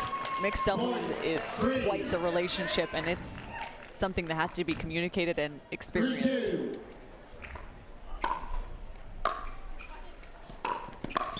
So I will tell you, Allison Harris played with Andre Mick a couple times, and Andre Mick a very active player as well. So she's used to a guy coming over, playing in front of her and taking a lot of those balls.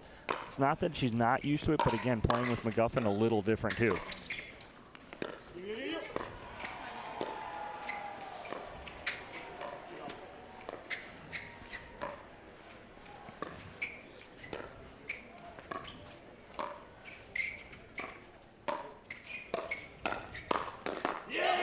I think that's the difference maker too right there for the aces is Parento, when she gets involved, she's got to go behind McGuffin. Keep him out of the middle, keep him honest. And Loom too, if he's going cross court with Harris, go behind McGuffin every once in a while.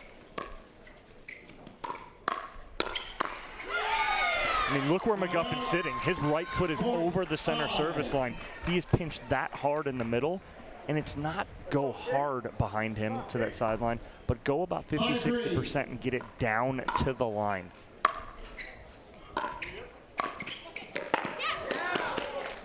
Tough ball to continue attack the middle. I always say no one uses the last inch of their paddle better than Tyson McGuffin. That man has quite the ability to use his reach.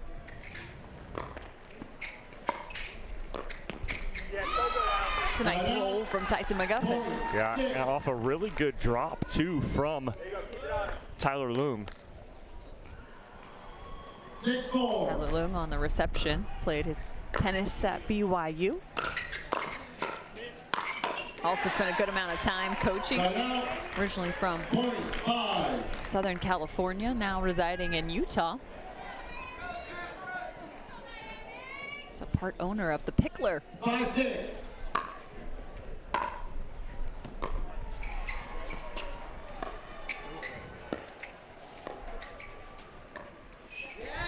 Also kind of fun to know just what an entrepreneur he is, right? Like, so much time has not only spent on the court, but also investing and starting to create some opportunities for himself off the court as well.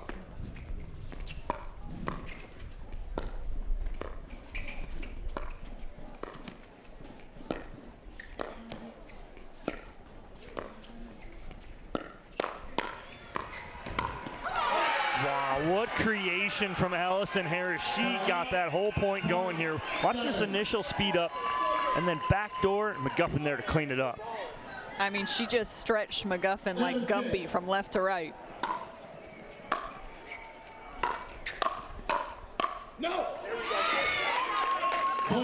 I love the leadership too of McGuffin talking with Harris the whole time. He's someone very easy to play with. Well, she cannot be timid here, right? She's got to trust her game. Yeah, right there. The only problem is she's used to resetting to that middle where that would be a backhand. Right now, that's Loom's forehand. She's got to reset a little harder cross court if she's going to and get it down to that sideline, kitchen line tee.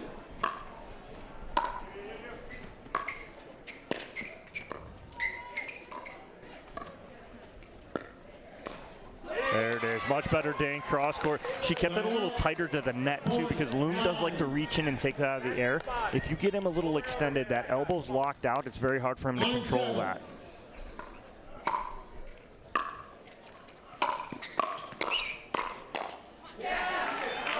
Firefight to the aces. Again, if they pick up this second mixed doubles competition, we'll be heading off to the Toyota Prius Dream Breaker. 8-9.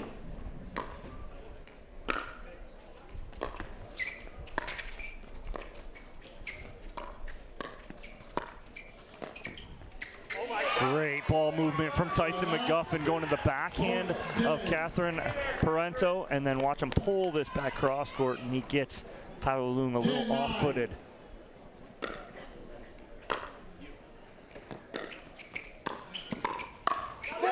There's a solid read. Tyson McGuffin closing through the middle. Watch the timing here. He almost baits him. A couple quick steps, and then next thing you know, shuffles to the right. Well, and again, too, Cam, you know, we keep talking about, you know, these players and what do they do off the court. And McGuffin, one of the most prolific players that does then puts in the time off the court and footwork, and you pointed out right there, he almost baits him into it where he goes last second. But why is it successful for him? It's the off-court stuff. It's the quickness drills that he's doing off the court that get him that little bit of an edge right there where he can push off and explode last second and make that play happen. And I think you just saw the Pickler crew over in the corner showed on screen as well. Back to the Tyler Loom point, but to go talk a little more about Tyson McGuffin, in his 30s, stands at 5'10", out of Coeur d'Alene, Idaho. He grew up wrestling. His wife Meg, I saw her running around on site. Chasing the kids. McGuffin, the youngest of 7.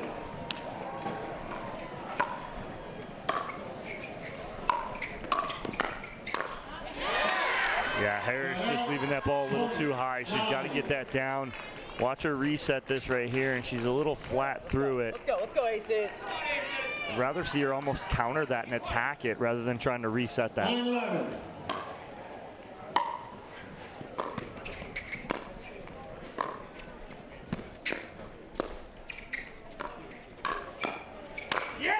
Also kind of a fun anecdote is that you have a partnership that we've seen several times facing off against one another now. Catherine Parento and Tyson McGuffin typically on the same side of the net. And no tricks against each other right there. They know each other's game very well.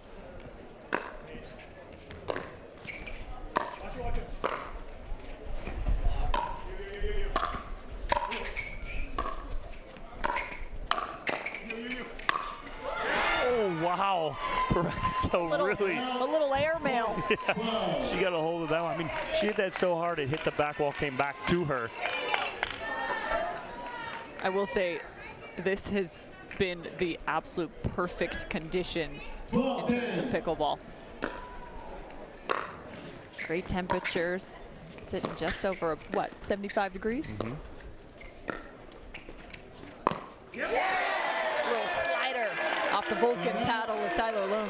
Nice around the post here. He gets a little unlucky, does Harris, as that ball rolls on top of the net. 11-12. Loom able to go for the ATP clean.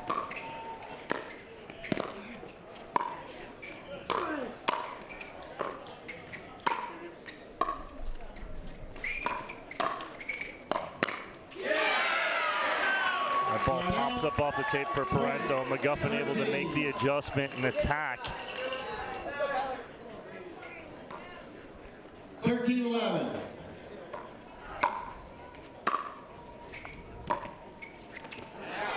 Miami picks up this game. They would end up picking up the match. We would not go to a dream breaker. Again, in this round robin format, to start the group play format, you play all 4.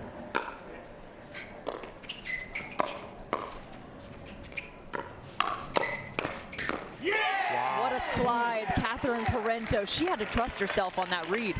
Watch her footwork here. She ends up completely out of bounds after contact right there because she slid so far to the left.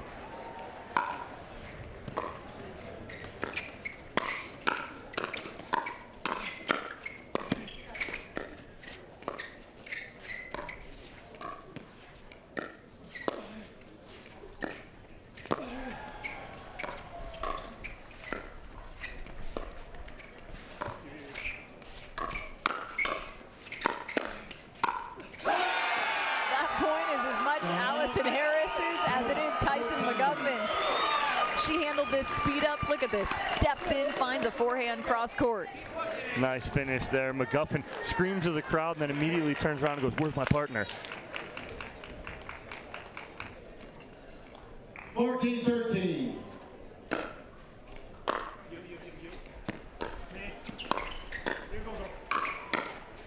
Yeah, so Harris, when she's resetting to the middle just a little too much. Crowd filled in here on Championship Court. That's a great view of Lifetime at Peachtree Corners right here in Georgia. Another great shot. Just 11:30 a.m. local time. This crowd knows they've got a full day of pickleball ahead.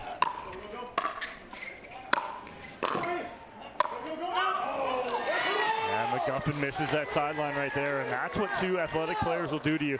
You're forced to hit to that sideline almost perfect, and you go a little too fine.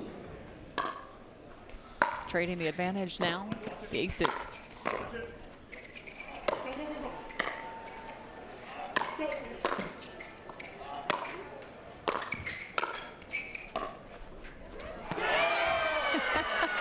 McGuffin, look at your partner and say, "Get it done."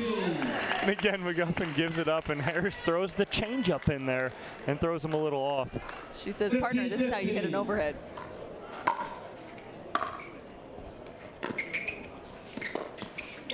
Oh, that ball skipped up on Tyler Loong right there as he backed up to play it off the bounce. That was a great drop from Harris.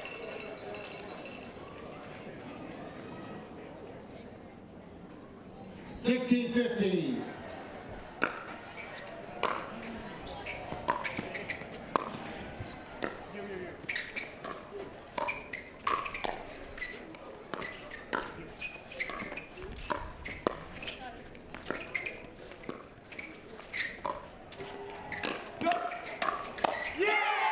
Tyson knew it was coming. He was back behind Harris here. Look at this shot. Both knew the speed up was coming. Just a little delayed on that backhand from Harris as she kind of backed off that kitchen line.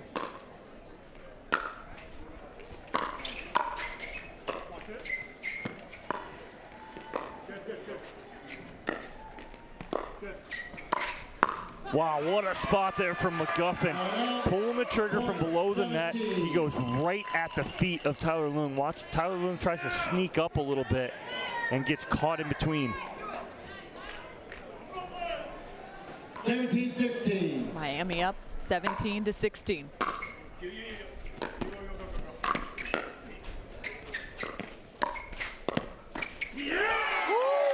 Some fancy footwork. Tyler Loong covering the entire length of the court. Look at this. He has a forehand here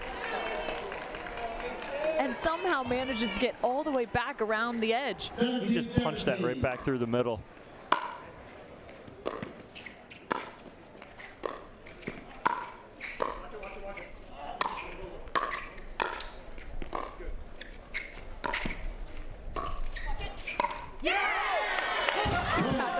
Goes up and over the head of her own partner to put that ball in play. 18-17, aces.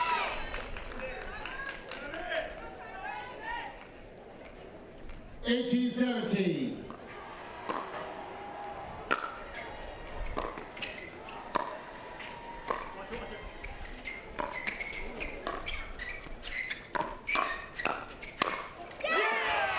Oh, that ball's called out of bounds. Tyler Loong thought it was good. What's their call? What's your call? Call is out of bounds. We may see a video challenge here. 3 free challenges to each team. This is the first of our day. Am I correct? Yes. Yes, we almost had one earlier, but then we had the reserve. And like you said yesterday, Cam, you don't get to take them home with you, so might as well use it here, right? So 3 free challenges. This team at the hand right now of the Brooklyn Aces. They are challenging whether this ball was in fact out of bounds as they thought it was in. This gives us a chance to talk a little bit about the ownership groups for these two teams. Here's a look. Again, the ball does not compress like a tennis ball, so draw a line directly through the middle of this and decide whether that midway point in fact touches the line or is out of bounds. What'd you see? I think it was out. Ron Ponder, our video referee, going to meet with Onisha Smith and Bob Swisshelm. But Kevin Durant, the owner of the Brooklyn Aces, so some big-time names coming in, especially from the NBA. Also saw the Atlanta Bouncers have a new member to their ownership They group. do. Trey Young is coming, and from what I hear, he's possibly going to be here this weekend supporting those Atlanta Bouncers.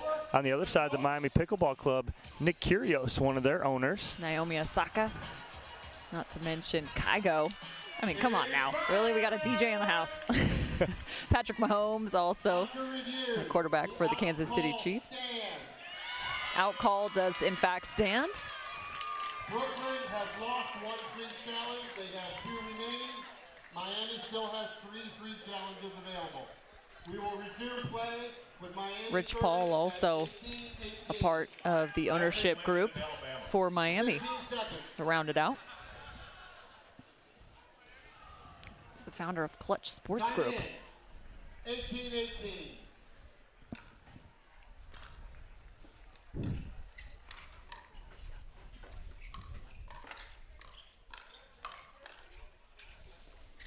That's the reset I've been looking for out of Allison Harris. Instead of going to the middle where Loon could attack, watch her reset this cross court. Beautifully done. Well, she better get ready because she's about to get shoulder checked from her partner a time or two here in the last closing phases of this game. 19-18, Miami.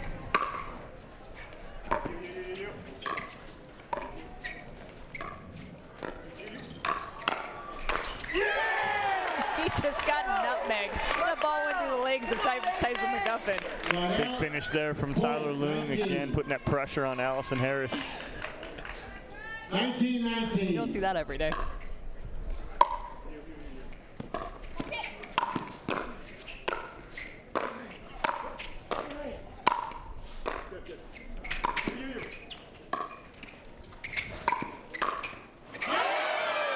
Parento had a wide open middle. Instead of being athletic and just letting this rip, watch her just baby this. She just gets a little too short. Not only is it game point, it is match point for the Miami Pickleball Club. Allison Harris has a chance to close this thing out. 20-19.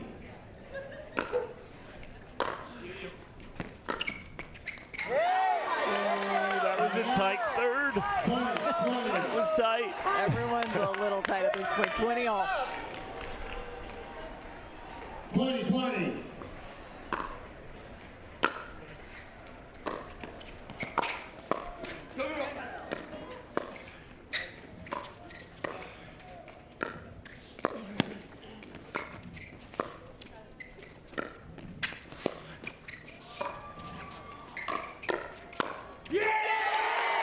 Somehow Tyler Loon was able to contort his arm right here and find this counterattack. Look at this.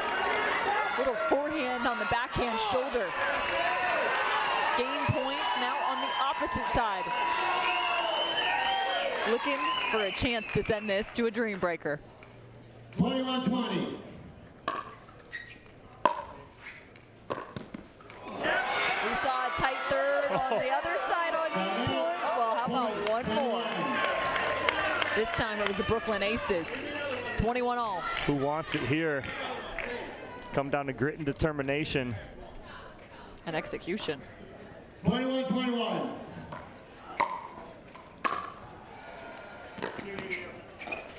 Speaking of which, Harris comes up with a drop of the day. Look at this thing, just knifing it. It's her best third of the day. 22-21. Second chance to close this.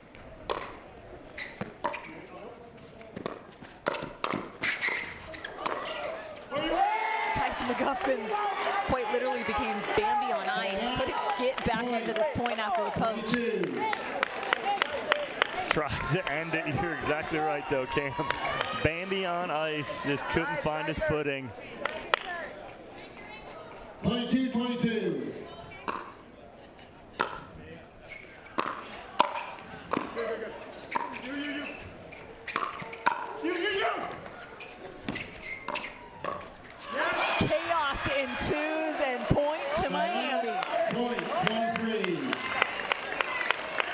I mean, Loon is screaming at Parento, you. She just tried to punt that pickleball out of the stadium. Miami, third chance for the win. 23-22.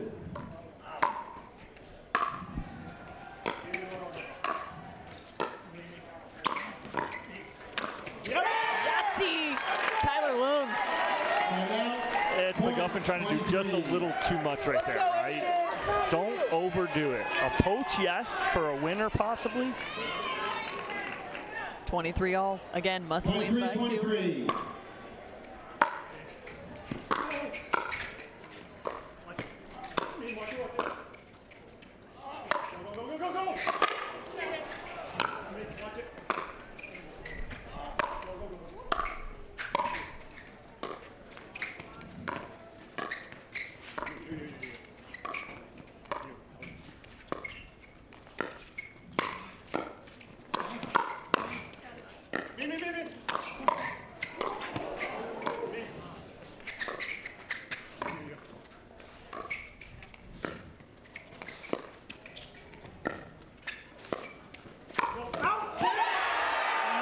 The paddle of Catherine Parento.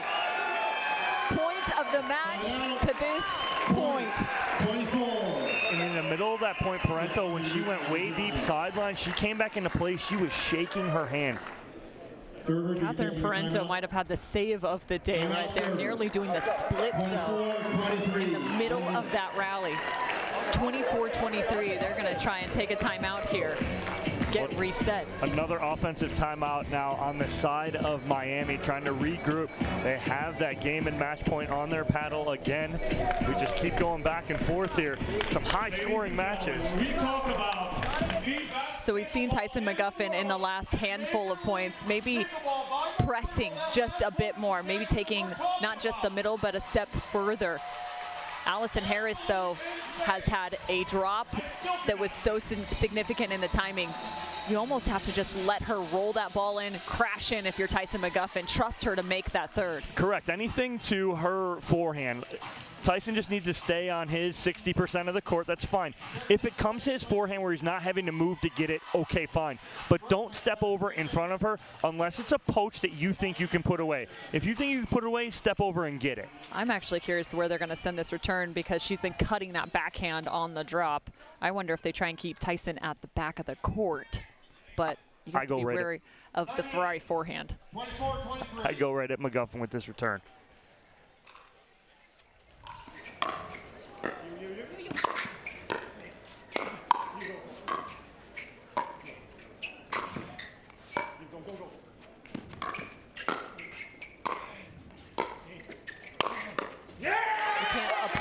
Pressure if you return in the direction of Tyson McGuffin.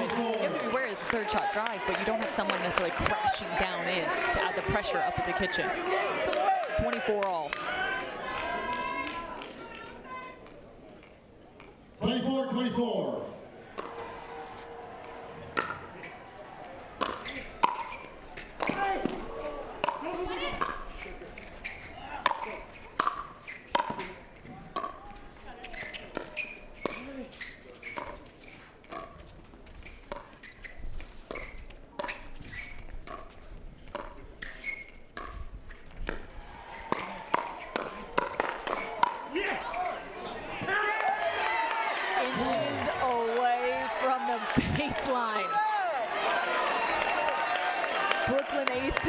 This is only the second time that they have had a chance to send this to a dream breaker.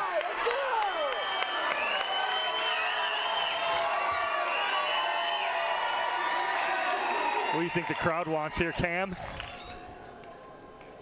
25-24.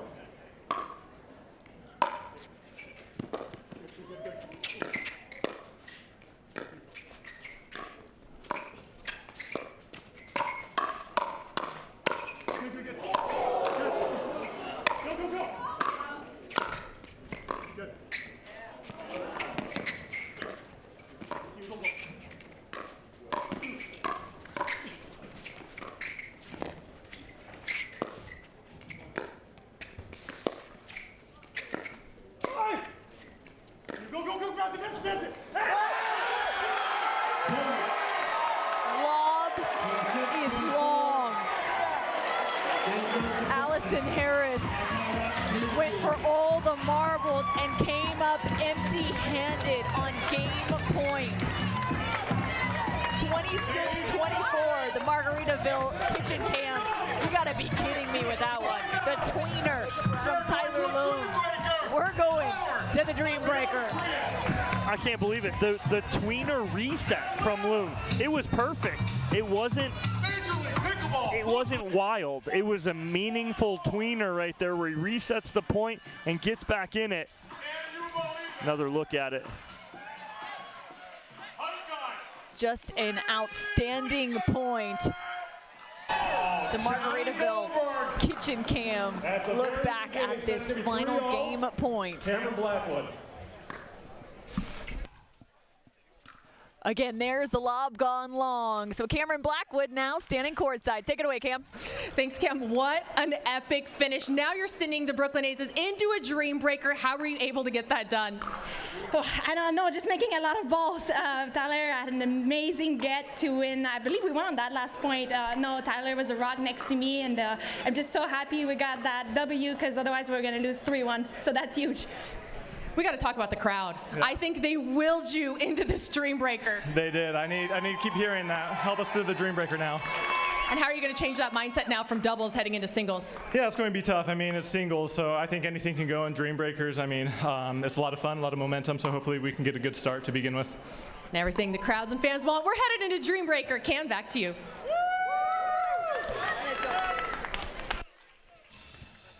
So let's get into the Dream Breaker. Guys, right now, Dream Breaker by Toyota Prius, and then we have some stuff. So the Dream Breaker will give you some insight. If you're new to Major League Pickleball by Margaritaville, this is where the fun really begins. A team format, a doubles competition suddenly changes into a singles competition. You have to be well-rounded to play Major League Pickleball. If you can't play singles, well, your draft stock might just drop. How this functions, we play to 21 points. It's rally scoring. Teams set their lineups. You will play against a singular opponent through the rotation. 4 total plays will be played by each player as they work their way to 21 total points. The Aces chose to react to mixed doubles lineup, which means it has now switched. So Miami gets a chance to react to the lineup of the singles competition of the Dream Breaker. So Miami with a chance to react here, meaning they get to pick who plays with who. Yesterday we saw a Dream Breaker take place. We could see men playing against women. This is where things get really fun. And so now you're Brooklyn. You have to put your lineup out first. If I'm Brooklyn, you have to go with your best lineup first. You can't sit there and guess, well, what are they going to do? Counter, blah, blah, blah, and that. I'm going Parento first. She's got to go first. Then I'm going to go Patrick Quinn, Loom, Coop. That's my order. We'll see.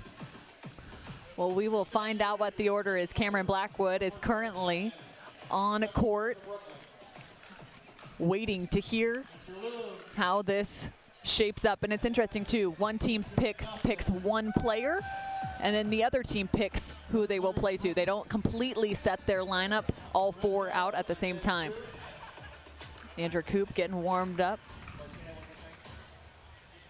On the grandstand, it was the AZ Drive out versus the Columbus Pickleball Club. That also went off to a Dream Breaker. It went in favor of the AZ Drive, 21-18. So there's action all over this place right now in Lifetime at Peachtree Corners.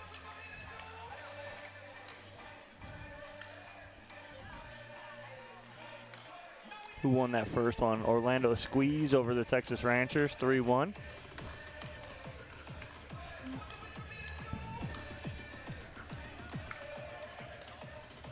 The Dream Breaker powered by Toyota Prius. Cameron Blackwood sending right now.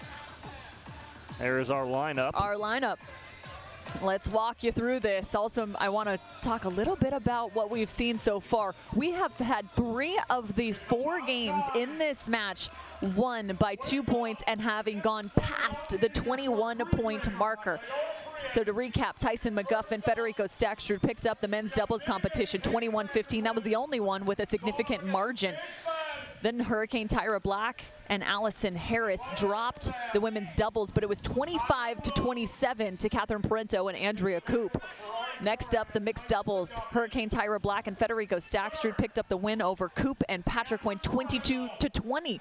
Then just closing it out was Catherine Parento and Tyler Lung 26-24 over Harris and McGuffin. So now we get set for the Dream Breaker. The Aces have put out Hayden first. Miami responded with Federico Staksrud. The Aces then put out Tyler Lung, who will face off against Tyson McGuffin. Next is Catherine Parento. Oh boy, here we go. Versus Hurricane Tyra Black. I mean, that could be a final anywhere for women's pro singles. It could be. Closing out the order is Andrea Coop versus Allison Harris. I mean, I like how you put Black and Parento could be a final anywhere on any given Sunday, on a championship Sunday. But that matchup with Harris and Coop at the end, that fourth round matchup is, for the most part, usually a deal breaker. Your fourth pick, okay, or your fourth person in the lineup for singles, if they can squeak out a 3-1 or possibly a 4-0, that's a steal. Those are stealing points in that fourth spot. And you can see a momentum shift from that fourth spot. So that Harris-Coop matchup, very interesting. But how do you not talk about the second round? McGuffin, Lung, with the history here over the past couple weeks of these two gentlemen. It's going to be heated, fun. Oh, how can we forget about that one right there? So that is a nice matchup, which we don't see Tyler Lung play much singles anymore. He used to play a ton of singles, doesn't play much anymore. But now it is going to be a heated matchup between those two. So again, the order, Hayden and will face off against Federico, Tyler versus Tyson, Catherine versus Hurricane Tyra, Coop versus Allison. And if I'm going advantage, Miami Pickleball Club has the advantage on the men's side. Brooklyn Aces have the advantage on the women's side. So I'm literally square, two apiece. I give the advantage to Parento over Black. I give the advantage to Coop over Harris. But I give the advantage to Fed over Patrick Wynn and McGuffin over Lung. So, well, and that's fair. I think the Coop and Allison matchup is very intriguing. Coop is a sleeper good singles player. She's national champion.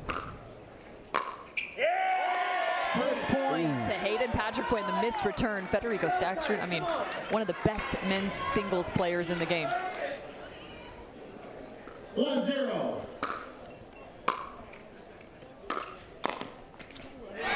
Speaking of which, he finds his first. Point 1.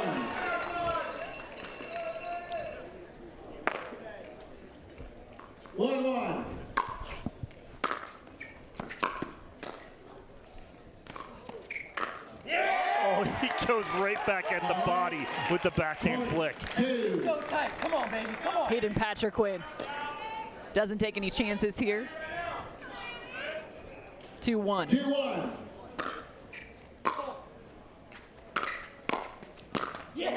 Nearly 3-1, but that was a great shot. Hayden, a little chippy, sends the ball right at Federico Staksrud, who bats it down. A little extracurriculars after the play. 2-2 on the Hayden and Fed matchup. No, it's not saying, it's doing. Okay? You tagged in with the ball. Hayden's getting a talking to right now. and then both Patrick Wynn and Federico put hands up and smiled at each other. Yeah, so it was more good. out of love, Yes, I think, between those two than they're both smiling. They both love it.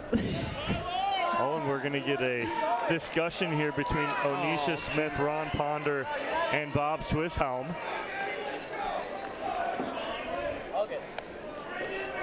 That's how we started off right here, two apiece. A little chippiness. Let's go. We thought it was going to be chippy in this round. I'm wondering if we're going to get our first card of the day. There were cards all over the place. Oh, there in the probably was. Vegas ATX match. Nope, not so fast. No blue and orange cards coming. Blue is a technical warning, orange a technical foul.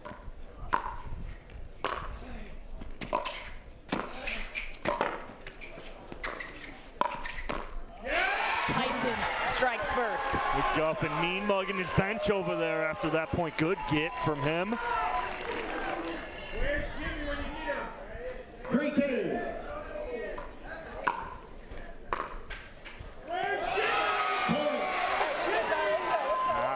What Loom wants right there. 4-2.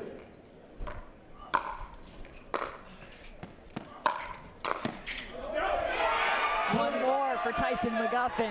I do like the return from Loom with some off pace. Don't give McGuffin pace to create his own drive. 5-2.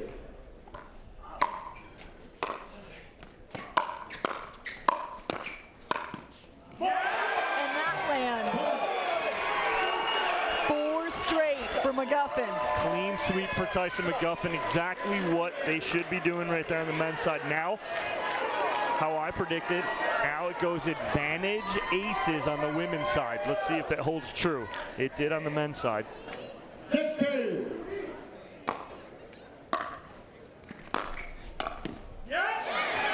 Hurricane gets the first. 7-2. 7-2.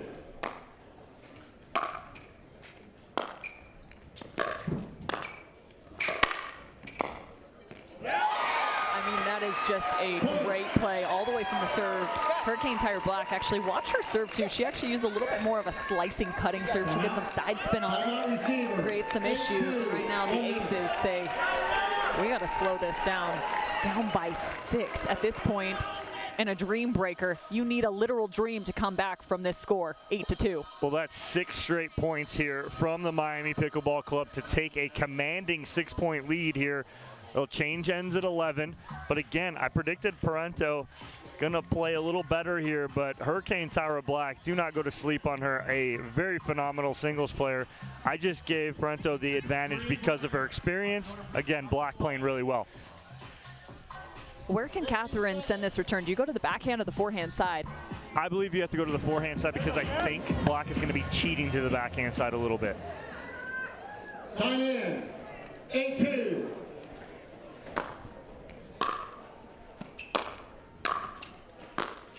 Oh, she mishits it. She uses the edge of the paddle for the winner. On the backhand side, Hurricane Tyra Black finds the 9th point. 9-2.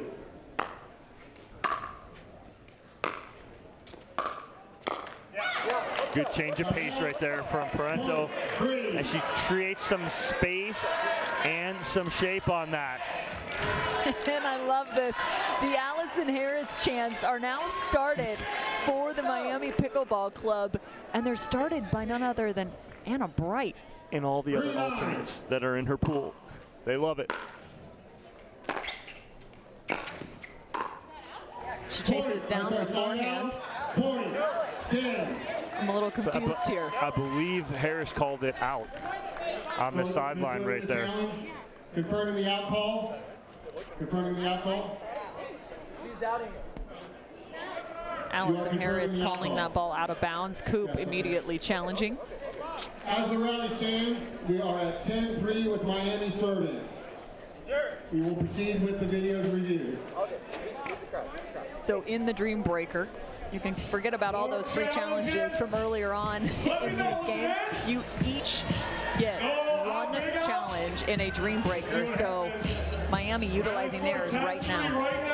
Or excuse me, the Brooklyn Aces utilizing theirs right now. Actually, I thought real time it was in, but now I see the challenge and that's out of bounds. It is out. So that ball was out. That's a good call from Allison That's a good Harris. call. Real time, I thought that ball was good. Nice call from Allison Harris. And a tough look for us too. We're down the sideline, so we're kind of blinded by the fact that it could look in for us, but does look out. Ron Ponder, our video referee, will confirm here with Bob Swisshelm and Alicia Smith. Again, Allison Harris in a big-time opportunity right now. Mary Brasha, who was drafted by the Miami Pickleball Club, out with a sickness this weekend. And so Allison Harris, not only was she not in the challenger level, she was the alternate. So she comes all the way up and is playing at the premier level in a big-time spot right now, facing off against Andrea Koop. She has answered the call time and time again. Just 30 years old, out of Nashville, Tennessee. After video review, the out call is confirmed. The ball is out. Brooklyn has lost their only free challenge, so they have 0 challenges available. That's a good start here for Harris, getting on the board first. We are resuming play with Miami serving at 10-3. So the Aces lose their challenge, and Allison finds her first point. Diane, 10-3.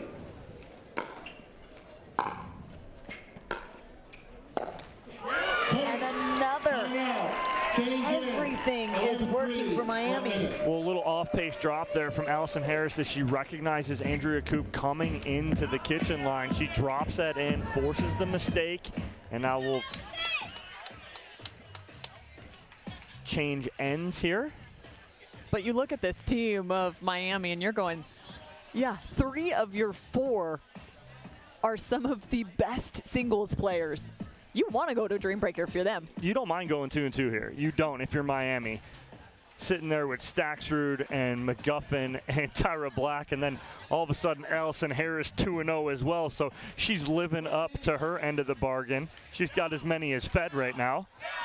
That is true. Hayden and Fed, the only one to really split, to go even. 11-3. Oh, big 3 straight. Allison Harris.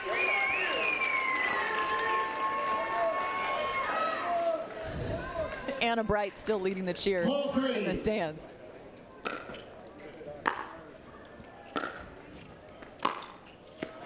And Koop sneaks one away. Nice answer, much needed there for Brooklyn as we flip it back to the top of the order.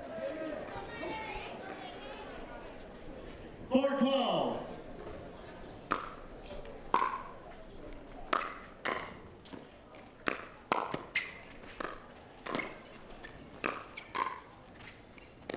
Crafty. Hayden Patrick-Quinn, all but that last contact point played from the transition zone. Yeah, good point there from Big H as he did not get overly aggressive here. He stayed within, didn't try and do too much. 5-12.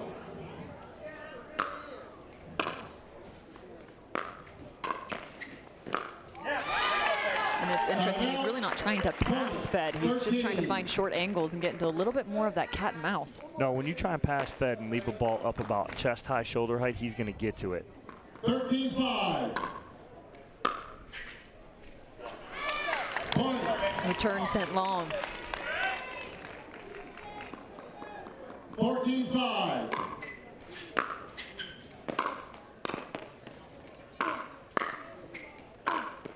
Just incredible shape. 3 straight forehands for Federico Stacksrud and earns 3 points through that round. Too good for Stacksrud right there. That's huge for them. Now McGuffin can play nice, free and easy here against Leung.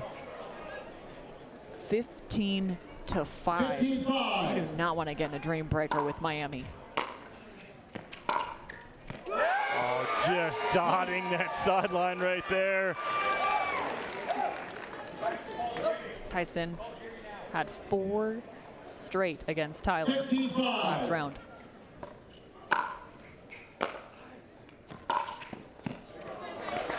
And this is his first. Oh, you hate saying you need them in bunches, but that's exactly what the Aces need right here. They need to put together a streak here and get back in. 6-16.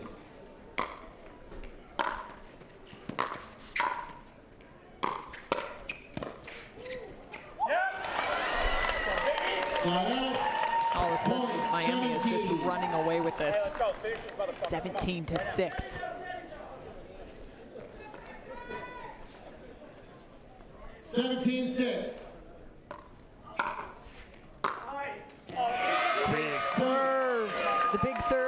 Tyson McGuffin, you always have to watch out for it. Great location as well as pace. Yeah, it goes right at the body of Tyler Loon. A lot of topspin, jumps up right into him. 18-6.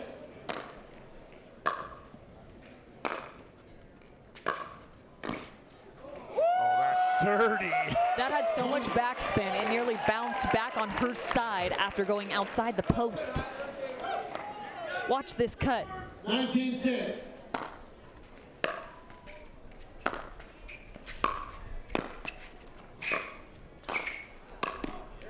Some incredible volleys on both sides of the net. Yeah, again, Catherine Parento showing her athleticism too, because those are two balls that Tyra Black, most players aren't going to get to.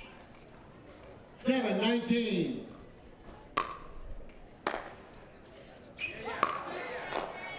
Point. Hey, all good right here. You guys want me right now. Point for Catherine Parento, ball out of bounds. 8-19. Last ball in this rotation. You kidding me? It's going to come down to Allison Harris here, possibly for the win, Cam. Allison Harris could win this. We can't bring this up any better, can we? No, we cannot. Allison Harris, the alternate, filling in, now has a match point for Miami. And she'll have a couple looks at it. Don't forget, you must have the serve to win the game. So she'll have to earn not only the side out, but also an additional point. 9-20.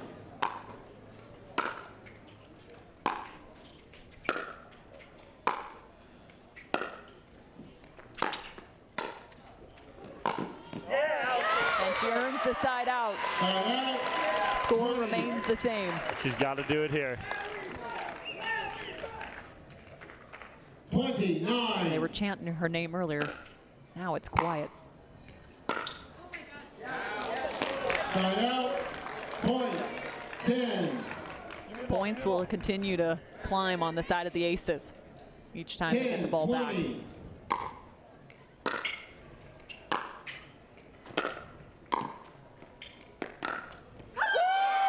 What a cross-court winner. Allison Harris goes 2-2. Back to the top of the order for the third time. You got Statchard and Patrick Quinn. Another match point for Miami. 20-10.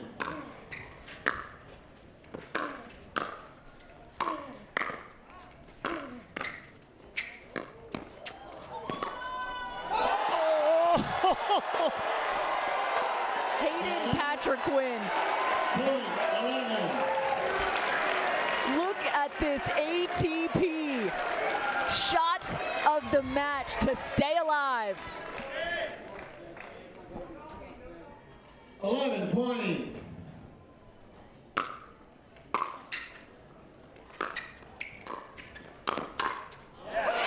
The deflection back from Sackstrud, right on top of the ball through the middle. Right here, Betty. Miami's had a couple looks at match point. 20-11. Miami victorious. The first match of the day goes to a dream breaker. And on the side of the Miami Pickleball Club, they pick up their first win. Wow, unbelievable. I mean, some great play from all four of these players, but again, difference maker McGuffin goes 7-1. He wins a third of their points. He really took it to Loon, gave them a big lead, and then Fed coming up big as well. So those two guys taking control, winning that dream breaker. Unbelievable match. The crowd here, Cam, unreal so far early on. Allison Harris, don't forget about her filling in and stepping up in such a big way. She might be the MVP for this team because she did exactly what she was supposed to do. Picking up points, she was offensive, she created opportunities. It was incredible to watch in terms of her filling in. The Miami Pickleball Club pick up the victory. Currently waiting now on championship court, Tyson McGuffin. A little slow to get over there. He's still celebrating with the crowd. Not surprising. Cameron, take it away. Welcome to MLP, Allison Harris. Guys, give it up for her one more time. went from being an alternate to stepping into the premier and just put points on the board, brought this Miami team to the victory, Brooklyn Aces. How'd you prepare for today? Just try to get as much practice with them the last 2 days and just try to mentally get in a place to be calm and support them. And you have a vet on this side with Tyson McGuffin. What was he telling you throughout that mixed doubles match and just throughout this morning? He's just been so supportive to just play loose, have fun, and let's just be here. Let's do it. And how much heart does this Miami team have, knowing that you can pull out these big wins so early in this weekend? Too much heart. We battled, brought the energy. Tyra's playing great. Fed's Prince of Miami's always doing his thing, you know. And Allison, let's give it up for Allison, huh? Moving on, feeling good. Johnny G's happy. Jamie's in our corner. Miami's lethal. I was going to say, can we have any snippet of what Goldberg's saying on the sideline? Complete X-rated nonsense is what it is. Come on, Johnny. That's what I figured. Miami taking the win over Brooklyn Aces. Don't go anywhere. We're going to be right back with more Major League Pickleball. Major League Pickleball by Margaritaville. Brought to you by Michelob ULTRA. It's only worth it if you enjoy it. Knockaround. Quality shades that won't break the bank. Cirkul. Your water, your way.